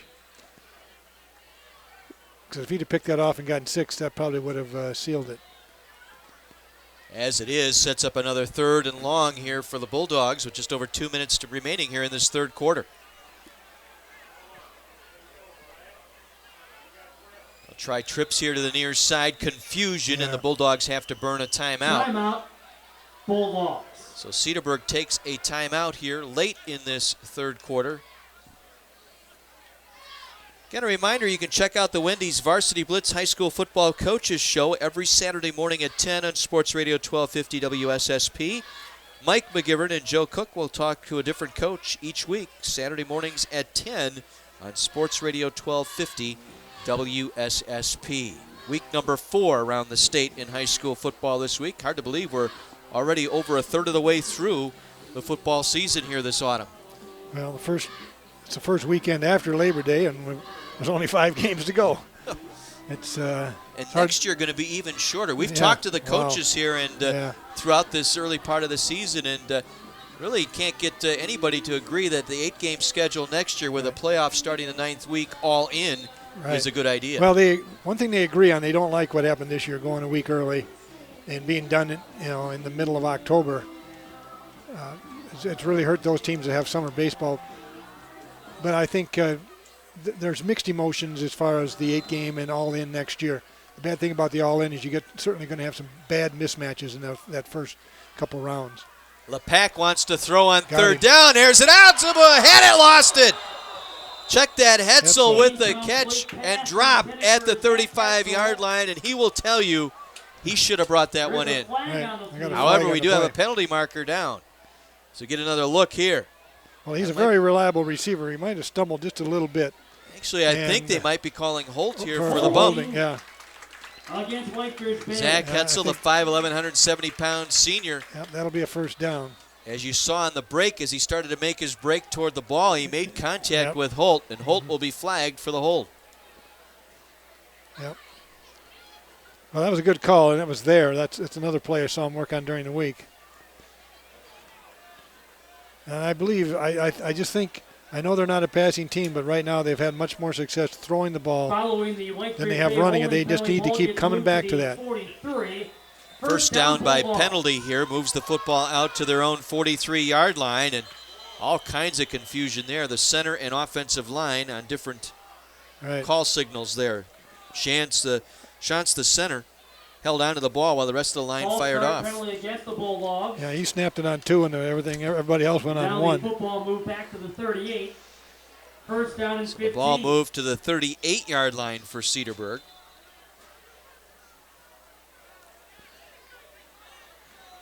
And really what has been a penalty-free ball game, just our fourth call tonight. Compared to the other 3 games we've had, this has been a very well played game from a penalty standpoint. First and 15 from their own 38. Inside handoff, fullback Walton. Big hole left side, midfield, 45. Breaks the tackle at the 40, still on his feet, 30. Inside the 20, down to the 15-yard line goes Hudson Walton, the sophomore, 6'2", 190. Breaking 3 different tackles as we have another look. Well, this is a reverse pivot and he delay handoff in behind, kind of behind the back. Very clever play, very well executed, and an outstanding run by Hudson Walton. Pandle finally able to get him by the pant leg down at the 15-yard line.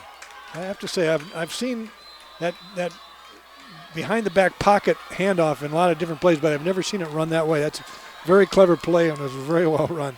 47-yard pickup for Hudson Walton, the sophomore. And the timing was great. And he'll get the call again. Inside it goes down to the 12-yard line. Tyler Trevere, the linebacker, able to make the stop, along with Holt. Well, here's a big test for the Whitefish Bay defense. They've played very well for the majority of the evening, and now it's getting a little bit tighter down here. Walton now 12 carries, 73 yards on the evening. He was the second leading rusher a year ago behind Louders, who outran everybody for the last couple of years for Cedarburg. Right. LePack, not sure if that was a late handoff there. Just a little toss. He came back in motion, a little toss to him, and play that they've run several times tonight, but they got a little more yardage this time. So you get another look here. Simply tossed it Puts back his head down Hetzel. and gets an extra yard. Third down and 4. Clock rolling, 30 seconds to go here in the half, or in the quarter, I should say, third quarter. It's a huge play now. Got to hurry up and get the play in here so they don't get a delay of game.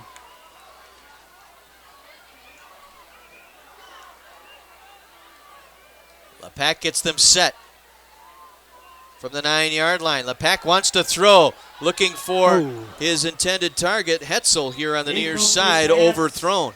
Yeah, that was very well covered. He might have rushed it a little bit, but it also was very well covered. That was the play that nearly worked earlier where Holt bumped off Hetzel for the penalty, and they went right back to it here. Sets up 4th down, and it looks like the field goal unit coming on. Yeah, they can't waste this opportunity. They need to get some points out of it. Siki in to attempt the field goal. Jason Siki to attempt 26 yard from the left hash mark. Joe Zuba on the hold. Zuba will hold. Grimm on the snap.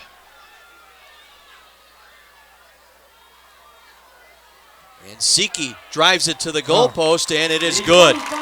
Cedarburg on the board. A 26-yard field goal here makes it 14-3. With 9 seconds to go here in this third quarter, that was imperative. The Bulldogs come away with points. Well, what we also saw is he has a great leg, and that was a booming kick that if they need something late in the game and can get close, he certainly is capable of doing it, as is Colin Downing from Whitefish Bay. Both these teams have outstanding kickers. All right, so they've broken through now, and they've put some points on the board. They need to step up here. Keep the ball away from Ra Gray here on the kickoff, I believe, and play field position, get the ball back, and get the ball moving again. So the big play, the 47-yard run by Hudson Walton set up that field goal, and Walton, as I said, 76 yards now on the night, the leading rusher here for the Bulldogs. I think this game actually, in my mind anyway, maybe looking at it from a coaching standpoint, is a little bit closer than the score indicates. These teams are very equally matched, Whitefish Bay had the long march beginning of the game and had a very fortunate touchdown run in a situation where Cedarburg really had them in trouble, and they got out of it. It certainly counts, and I'm not minimizing that at all, but this is a pretty even match.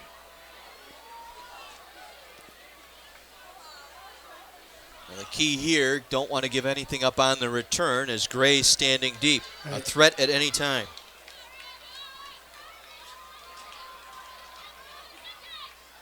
They'll try the onside kick. It rolls 10 yards. Cedarburg recovers. Beautifully executed onside kick. Matt Johnson able to fall on it here on the near side. And just like that, Cedarburg with some life, getting the field goal and recovering the onside kick. What a great block here. That was very well executed. Can't see who got that block, but the ball has to go 10 yards. It has to touch the ground, which it did. And the kicker got it to roll perfectly. I don't know how he did that. That was like a bowling alley, it looks like. And great recovery. And Matt Johnson, who wasn't, I was watching the sideline. Johnson isn't normally on that team, and they got him, and he didn't know they were going to do it, so they had to call him into the huddle to make sure that he knew what was going on. Running up the left side. Hetzel lined up in a right wing, takes it over the left side inside the 45 as time will expire here in this third quarter. Trevere and Pandel to make the stop as we head to the fourth quarter in Cedarburg. Whitefish Bay holding on to a 14-3 lead over the Cedarburg Bulldogs. Our Thursday Night Lights presented by Wendy's on My 24.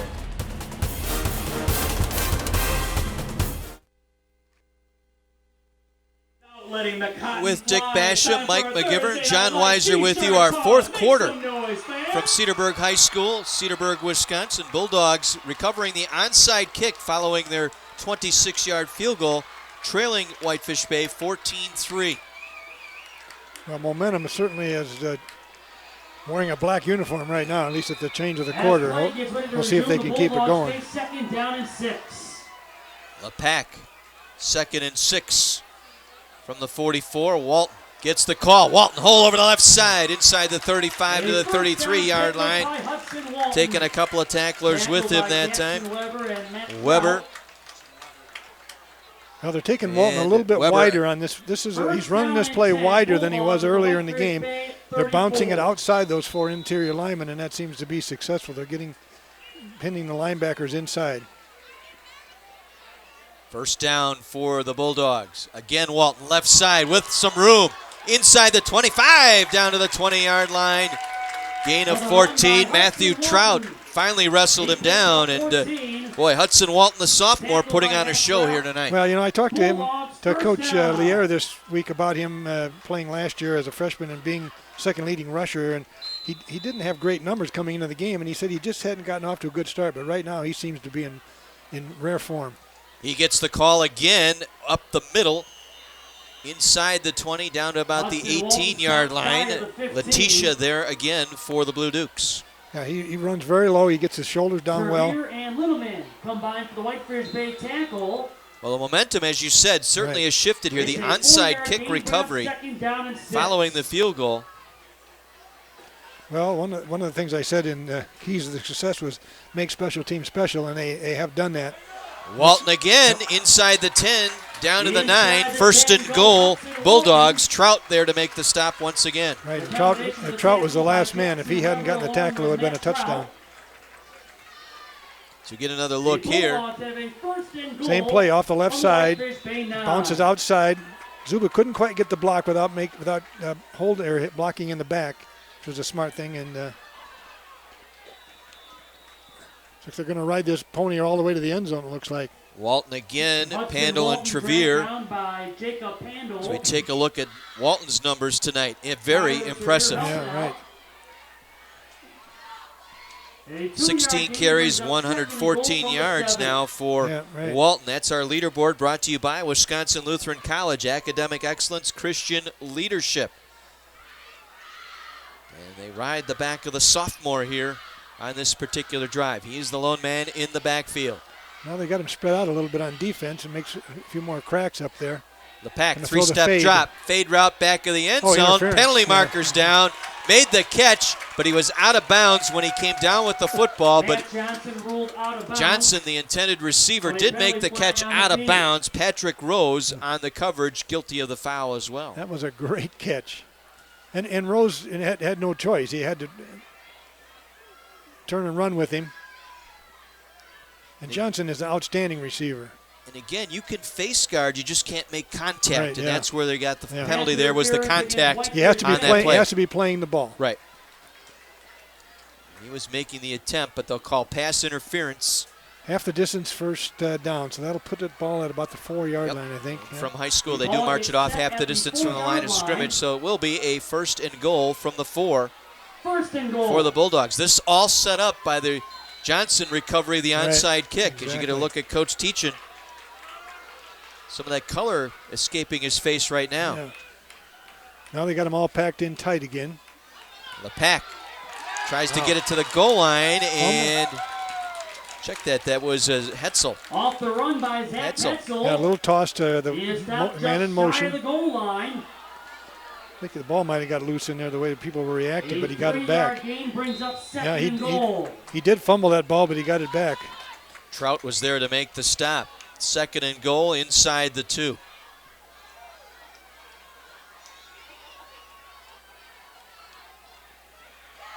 And they get it to the goal line. Touchdown, Cedarburg. Hetzel again that time, able to pound it in for the score as we get another look. A 1-yard rushing touchdown by A leap Zach to the end Hetzel. zone for Hetzel. Makes it a 14-9 ball game here. And now some discussion here. They may go for 2. That's exactly what Brian Lier is discussing here with his quarterback. They're going to go for the 2-point conversion here. Try and bring them to within 3. A field goal, right. They have the kicker who can tie it up. You know, most of those plays have been in behind that freshman left tackle for Cedarburg, Kyle Polam. And he's 6'3", 270-pound freshman. That's a pretty big young man, and they're coming right in behind him. Fade route, back of the end zone, trying to make the catch. It's batted in the air, caught out of bounds. Zuba, but once again, a penalty marker goes down. This will be an interference call or holding, whatever you want to call it. It was a mugging in the back of the end zone. So now it goes to the 1.5-yard line. It'll be interesting if they now they have to decide whether they want to throw it again or to try to punch it in there. Trying to pick on Trout that time. So it will be a pass interference call against Trout and Whitefish Bay. And they'll just move it inside the 2 here for the 2-point conversion. Well, both of Cedarburg's wide receivers are 6'2" and very good athletes and jump well.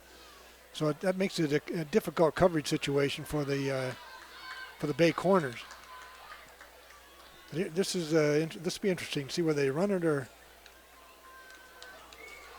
See the official explaining the call to Coach Teachin for Whitefish Bay. I think he's convinced as much here, but I don't think he's got much of an argument. It was pretty obvious what happened.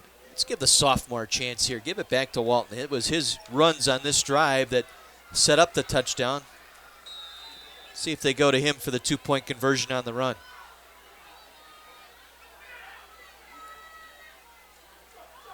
And it'll be the 2-point conversion in for Hetzel. Hetzel, yeah. Wow.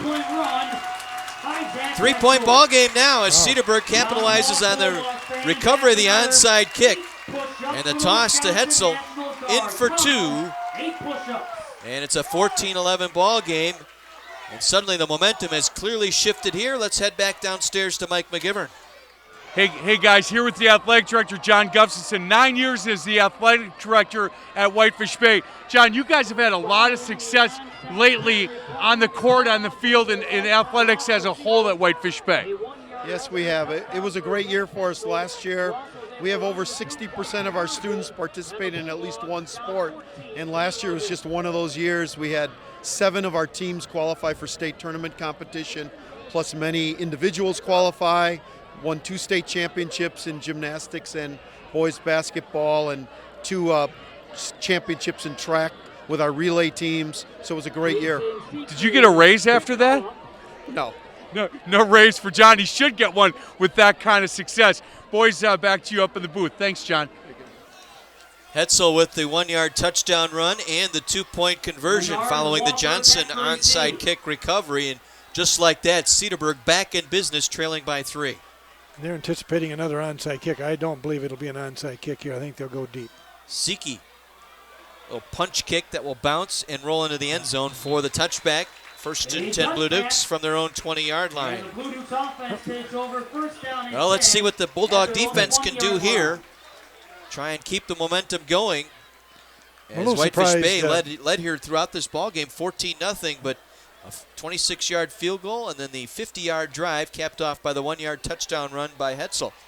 I'm a little surprised Whitefish Bay played for another onside kick. I don't think it was likely they would do it twice in a row, although they certainly executed the first one well, and they had nobody back. And they do have great returners. Menard gets them set. Turns and gives to Jordan Johnson. Tries the left side. Nope. Nothing doing. May have gotten a yard. A fired up Bulldog defense able to step in there and make the play. Callis and Fisher both there defensively. Ball gets moved up near the 21, 22-yard line, bringing up second down. Gain of 1, second down 9 here for Whitefish Bay.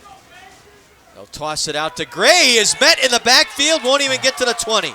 A loss back to the 18-yard line, read well by that Cedarburg defense. Josh Greinert on the defensive end. Yep. First one there to make contact on Gray. Well, he just skated to the outside and kept the play going sideways, and that's exactly what you have to do on this. See him right there. Good job by Hetzel coming up and forcing it inside as well. Loss of 3, 3rd and 12. Menard wants to pass, pressure on, over the middle, almost intercepted from a knee. As that pass intended here on the near side for Jackson Weber. And again, Zuba. Wow, what a pick that would have been if we can get another look at this from his knees. Nearly came up with the interception. Well, there you see him right there in the middle of the screen. He lost his footing right there, but he almost made a great play. So the Bulldogs get the 3 and out they were looking for. Now he's back, and now we got Zuba back with Hetzel here. And now they need Downing to put an atomic foot into this one. And it's going to be a short punt. Won't make midfield. It'll bounce at the 45 and go out of bounds at the 45-yard line. This will be a 26-yard punt for Whitefish Bay, and the Bulldogs now with excellent field position at the Whitefish Bay 45-yard line. Well, you have to be impressed by Cedarburg. They struggled in the first quarter and a half. They struggled, and now they seem to have taken control of this game. Even though they still trail, they seem to be in control of what's happening here. 1st and 10. Bulldogs back out on offense. They get Zuba split out here the near side. Hetzel, the man in motion. The give is to the sophomore Walton. Walton bouncing off tackles inside the 40. Down to the 38-yard line. Nice run that time. Gain of 7 for Hudson Walton. Patrick Rose, the safety there to make the stop. And now Cedarburg starting to get up into that third level running the football. Exactly. And I would have to think that Walton is showing the form that he showed last year when he was their second leading rusher here. You get a look at the Bulldogs sideline. The defense coming together here, getting a 3 and out stop. 2nd down 3. They'll toss it back. So trying to keep control of that one. Takes it inside the 35 down to the 34-yard line.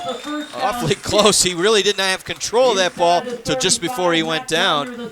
Trevere there to make the stop. Well, I've been watching the Cedarburg line a little bit closer and just to see what's going on, and they are really getting off the ball and moving. And that particular play, I was watching Polam, the freshman tackle, and he really got off the ball and made something happen. I'm very impressed by that young man. He's also the first guy out of the huddle here to the line of scrimmage.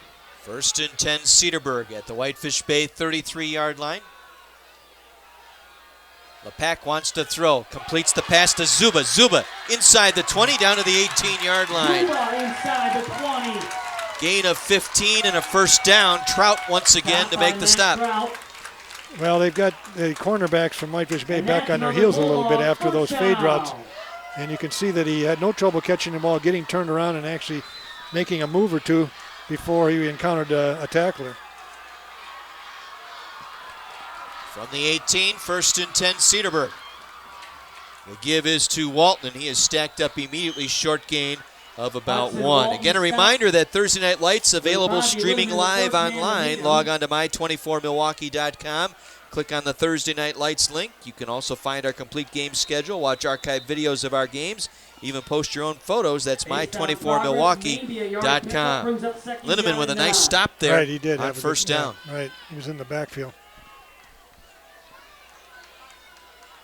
Gain of 1, 2nd and 9.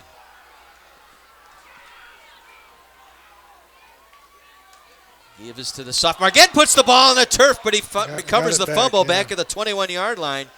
Hudson Walton Walton his own fumble.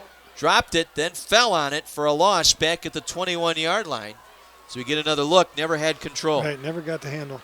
Ball is now placed. So he ran into his own player there. That was Hetzel trying to set up the block, and that jarred the ball loose. Dismukes was right there for the Blue Dukes defensively.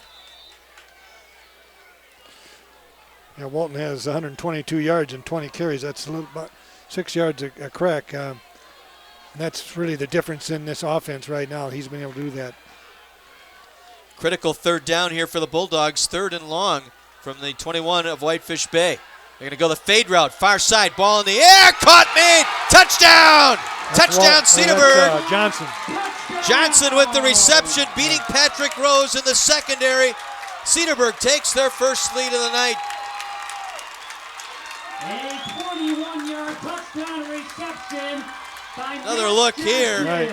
I'll tell you, Joey LePack throws a terrific ball here. And that was well executed. They got the defensive back got his back turned, so he didn't know where the ball is. Johnson does a great job of getting himself open and playing the ball.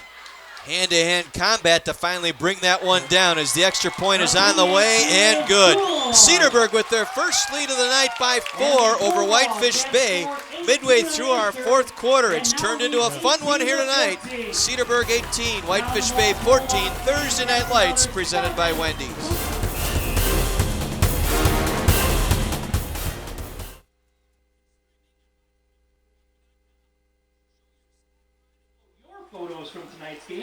Matt Johnson's 6th touchdown reception of the year has given the Bulldogs their first lead of the night by 4. Joey LePack with a beautiful toss to Johnson. LePack, his 7th touchdown toss of the year. And Cedarburg has clearly taken the momentum here in the second half away from Whitefish Bay.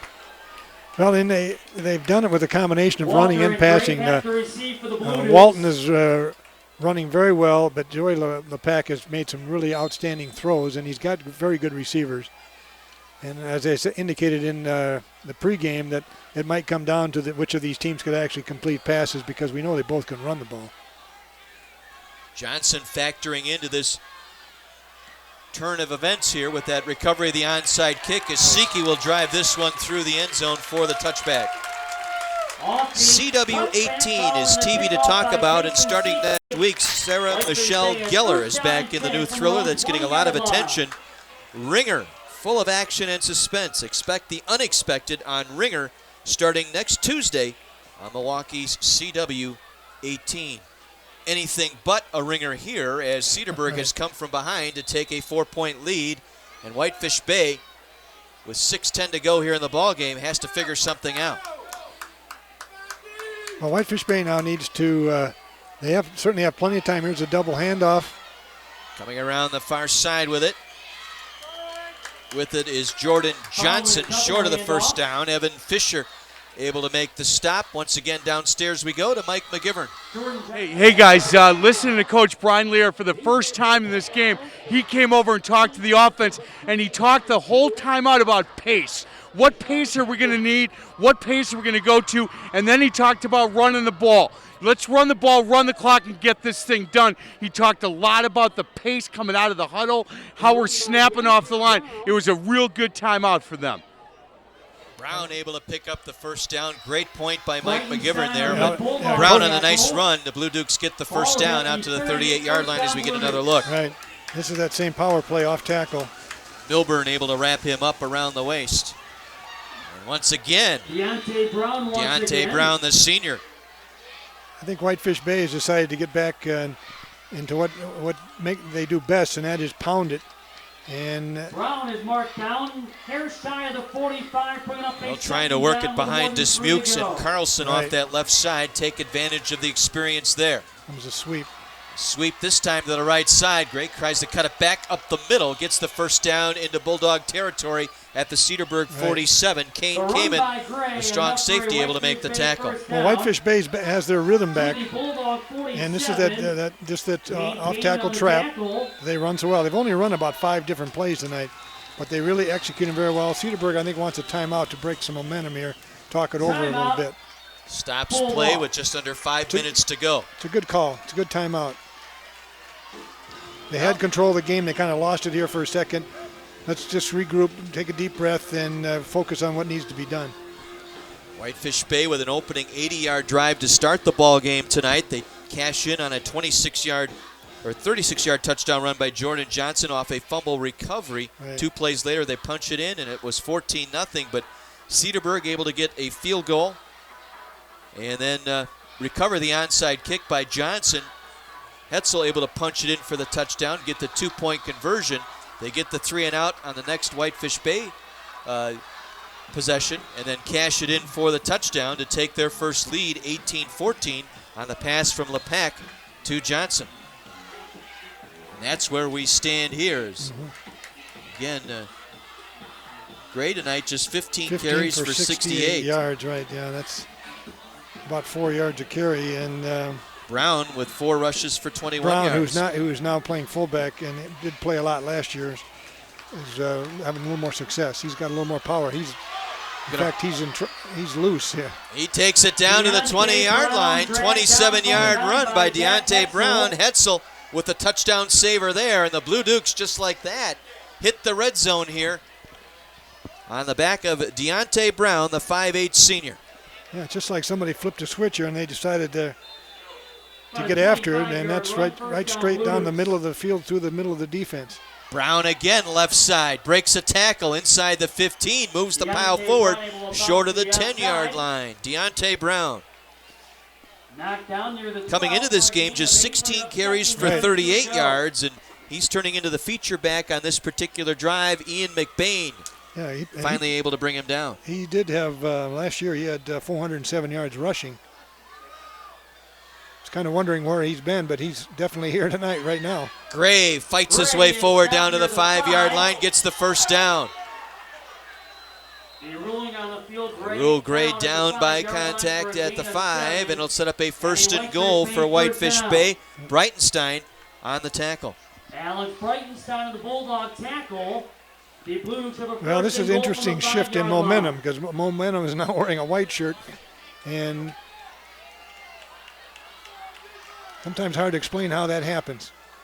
Brown again gets the call, cuts it back up the middle, stopped inside the 5 as he's driven back there. They'll give him 1 on the pickup that time. Well, now it's probably about time for Menard to keep it, because everybody's jumping the ball carrier. It's about time to run that boot or that quarterback keep. Well, they've had that naked bootleg, particularly over the left side. And they're in the formation for the quarterback keep. There right they there. go. That bootleg left side. Menard fighting forward. He's going to be stopped short of the goal line. Inside the 2. He'll be a yard shy as we get another look. Looked like Zuba finally got it. Enough of him to bring him Right, down. It's a play they scored on earlier, and Third and goal from the 1-yard line. Cedarburg defended it a little bit better that time. Ball inside the 1-yard line for Whitefish Bay. Clock rolling, approaching 3:10 to play here in the game. Posey's back in at fullback. Posey and Gray in the backfield. And now play is Procedure. stopped before the snap. A timeout was called by the coaching staff on that Whitefish Bay sideline. Coach Teachin called the timeout before the snap to talk things over here. Saw something maybe Wanted to change that play, couldn't get the attention of his quarterback. I think Greg Lehman, the offensive coordinator, saw something that he didn't like, and you don't want to have a bad play on the 1 yard line, especially when the game is in the balance. And yes, that is Greg Lehman Yep. from the That Milwaukee, is Washington days. the Hall of Fame coach at Milwaukee, Washington, and been around the Milwaukee area almost all of his coaching career, and is now retired from teaching and coaching at Washington. But we're talking to him before the game. He coached these juniors as freshmen 3 years ago. He's now coaching. He has a son who's, I think he said, a sixth grader. He's coaching the sixth grade junior Blue Dukes and the offense for the varsity.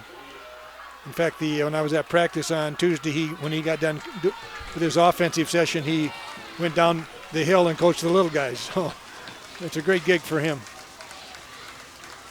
Now 3rd and goal from inside the 1 here for the Blue Dukes. They trail by 4. Menard will get them set. He'll give it off. Brown pulls his way into the end zone. Touchdown, Whitefish Bay. Brown able to finish it off with the 1 yard touchdown run going over the right side. Yeah, behind Ryan Drew's the right guard, Will Shanley the right tackle, Jackson Weber's the tight end, Graydon Peterson the center. Those guys really moved the pile, and that was an easy touchdown run. McBain with contact at the goal line, but not enough to turn him away. Now an interesting decision here. Let's see, they're up by... You want to kick it? Yeah, you want to kick it here, I would think, right? With under 3 minutes to go. I think you'd want to be up by 3. Of course, you're up by 4 if you go for 2, but if you don't go for 2, then a field goal beats you. So I think you want to at least have 1 point on the board. So if a field goal doesn't beat you, it ties you. Now, as a coach, did you have one of those little charts Yes, on we your did. wrist or down on the sideline there where you could turn and say what the point differentials the when you guys want in to the go press for 2? box, we had about 3 or 4 guys that had them, and they would start looking at it as things started to transpire as you got closer to the goal line, so we knew exactly what was going to happen. And most coaches have that. And there's a rule of thumb. What it is, can I remember it right now? No. But right now you want to have at least 1 score cushion. And the only way to get that in a safe way, I think, is to kick the extra point. 10 plays, 80 yards. Most of that by Deontay Brown, who capped it off with a 1 yard touchdown run. And looks like the Blue Dukes they're going to kick it. Yeah, they're going to kick it. They're going to line up to kick it. Yep.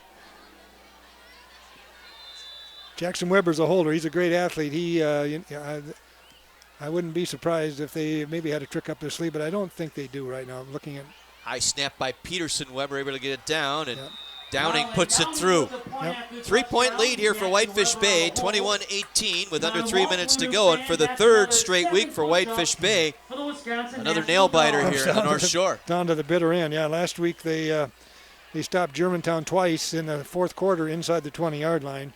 In fact, on the last play of the game, it was do or die, where Holt knocked down a pass that would have been a touchdown had it been caught. The week before that, they fell 1 point short of Slinger. Right. After being ahead. Now the North Shore Conference this year, Homestead has not lost a game in 10 years in the conference. And you might say, well, okay, it's a weak conference. Well, it really isn't, because they do have, Germantown's had their shots at them, and everybody's been close to Homestead, but nobody's actually been able to knock them off. This might be the year that happens, because you take Germantown and these 2 teams, even Milwaukee Lutheran, who throws the ball over the lot and can put up 500 yards and maybe outscore you. They're not going to stop you defensively, but this is a pretty wild league right now, the way I see it. Well, they'll put Johnson back deep. Matt Johnson, averaging about 26 yards a return on kickoffs. He's the lone man standing back at the 5-yard line, and had a hand in that momentum shift here in the second half with that recovery of the onside kick. Yeah, this is. We'll see if you can kick it out into the end zone here and avoid the return. No, it's a short kick. Downing trying to work the sideline, and it will go out of bounds. Yeah. Okay. Wow. Well, they got a break. Cedarburg got a break there. I don't think that's what. Looking at the special teams coach reaction over there, that's not quite what they had in mind. Well, the penalty for kicking the ball out of bounds moves the football out to the 35-yard line for Cedarburg. The Bulldogs take over first down. Yeah, you actually have a choice. You can have them kick it over again, or you can take it at the 35, and I think almost all the time you take it at the 35-yard line because that's really good field position, especially at this time of the game where we have 3 minutes, just a little under 3 minutes to go. This is probably their one best last chance right here. You saw Coach Teachin. This is his unit, the defensive unit for Whitefish Bay. He coaches that unit as well. There's that little sneaky handoff play that they ran before, and they almost pulled it off again, but Pandel, I think Pandel sniffed that one out. Walton did all he could to hang on to that football as Pandel doing his best to try and strip him. Jacob Pandel along with Jordan Johnson trying to dislodge the football. It's second down, about 8 yards lucky to go. he did not fumble that ball. Exactly. Now we got official stoppage of play here as Walton looked a bit shaken up after getting out from the bottom of that pile, and he's going to come off for one play. So he will come out. He must have fallen on the ball or something. He could. They'll bring Stever in to replace him now. Stever will line up in a slot, and they will move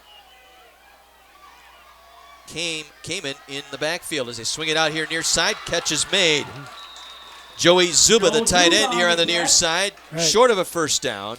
Ben Lehrman able to make the tackle for Whitefish Bay. Short of the first down, sets up third and about 2. I think Joey might want to turn outside and head for the sideline, get that clock stopped a little bit.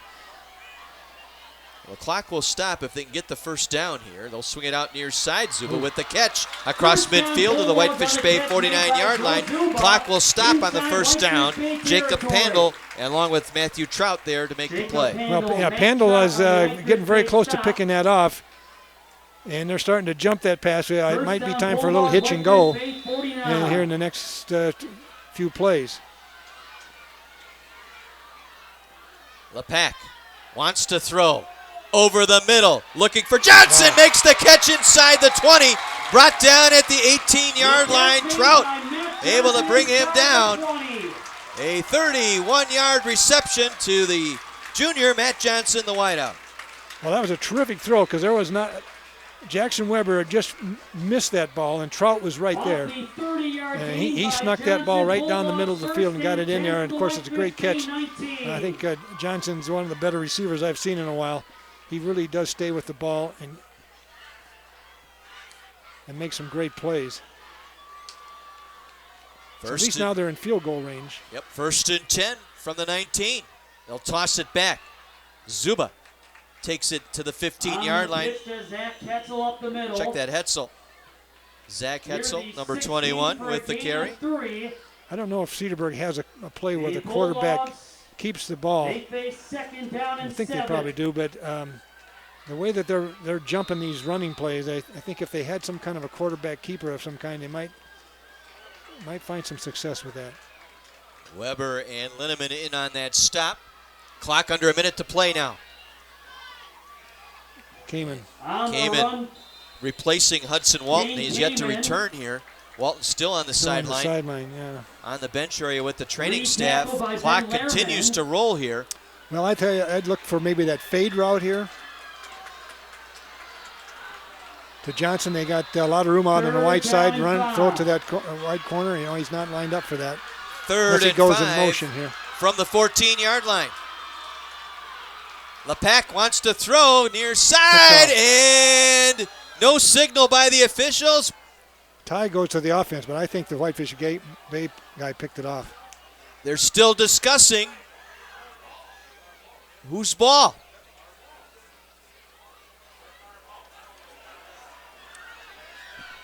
I'd like to see, here's the replay right here. It looks to me like the Whitefish Bay guy catches it.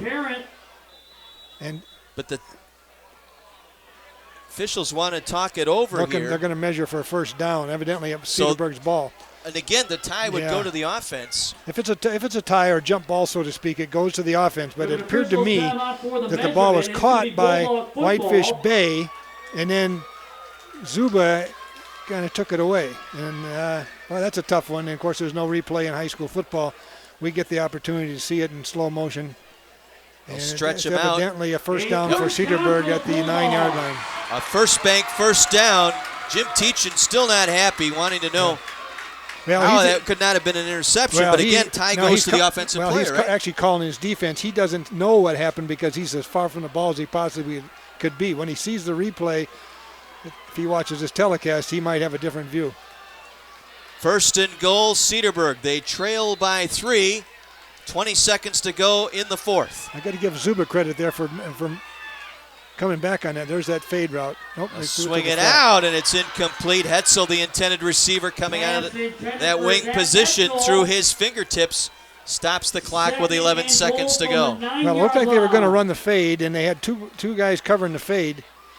And Hetzel was definitely open. He just didn't make the connection. He's had more trouble throwing the shallow routes than he has the long routes. Well, what did Yogi say? Deja vu all over again here for Whitefish Bay? Yeah, right.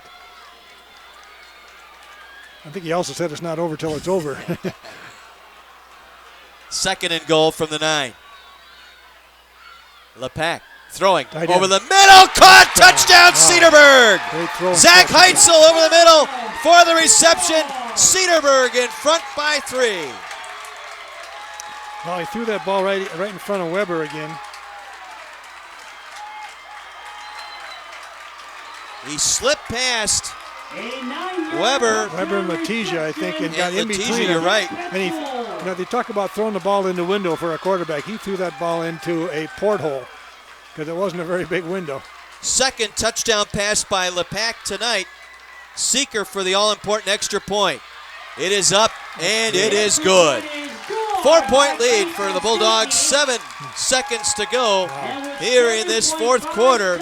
Cedarburg with 25 second-half points.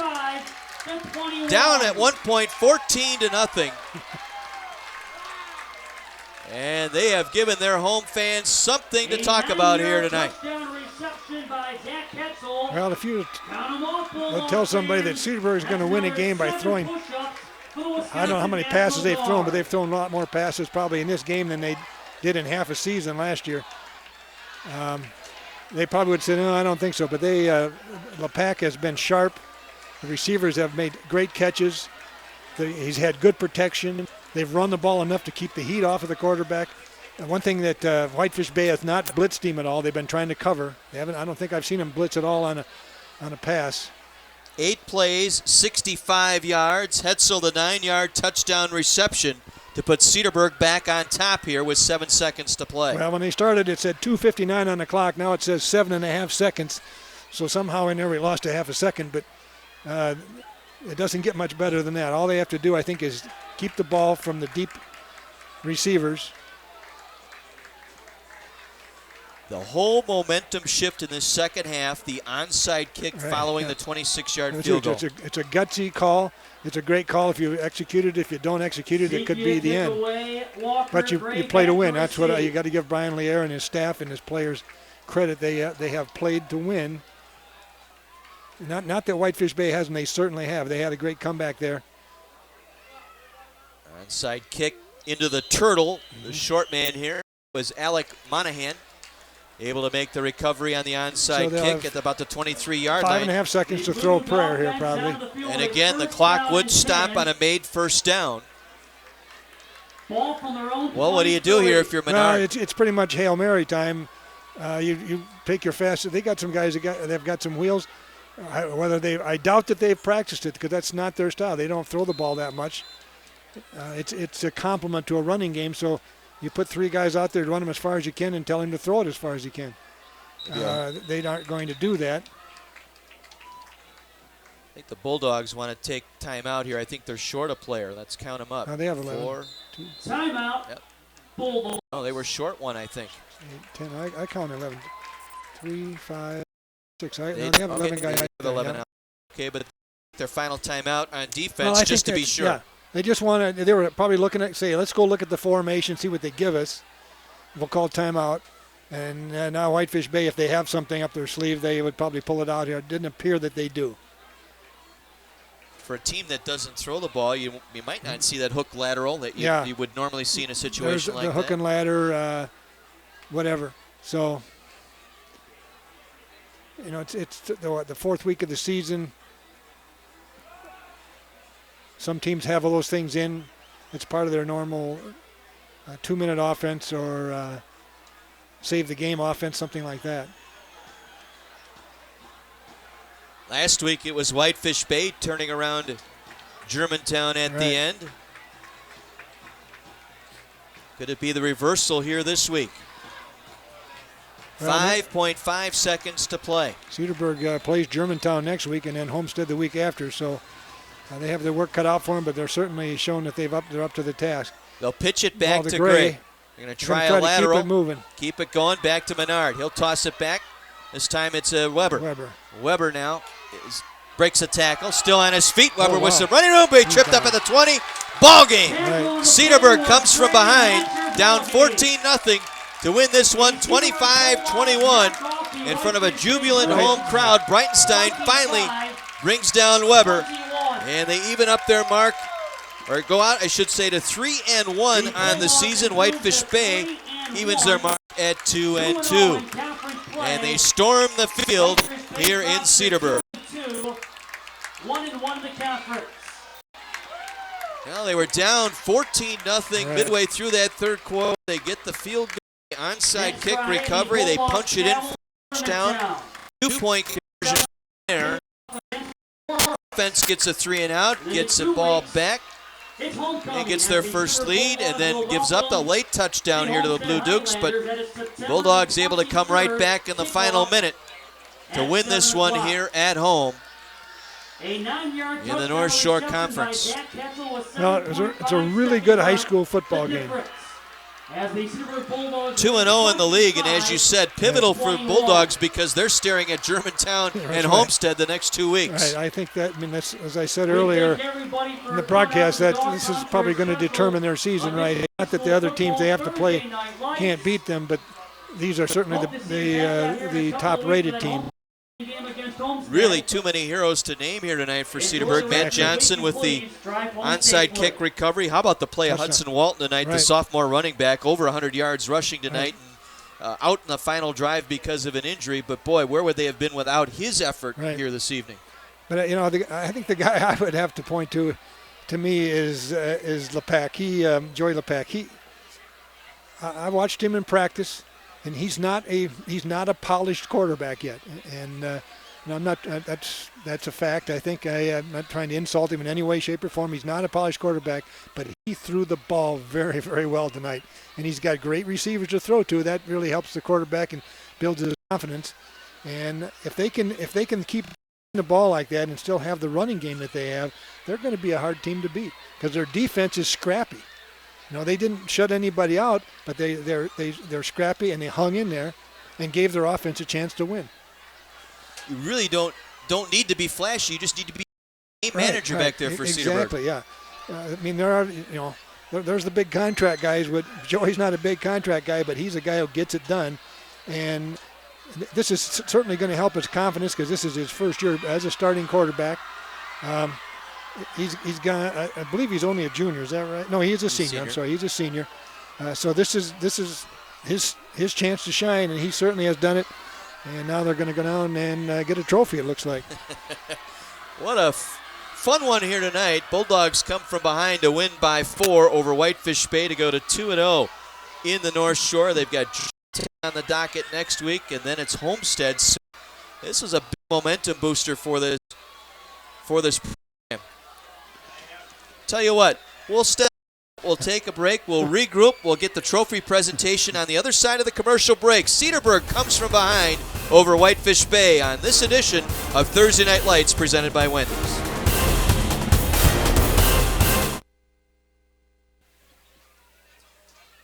An exciting finish to this one here tonight. Cedarburg coming from behind to knock off Whitefish Bay by a final of 25-21.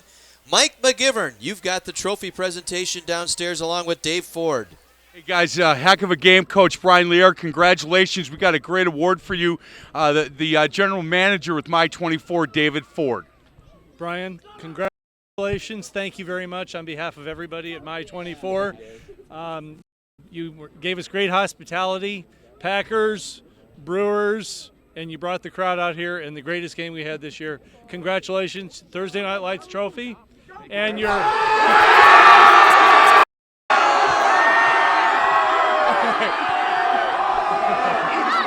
Are you all right? Are you okay? Okay. I got you.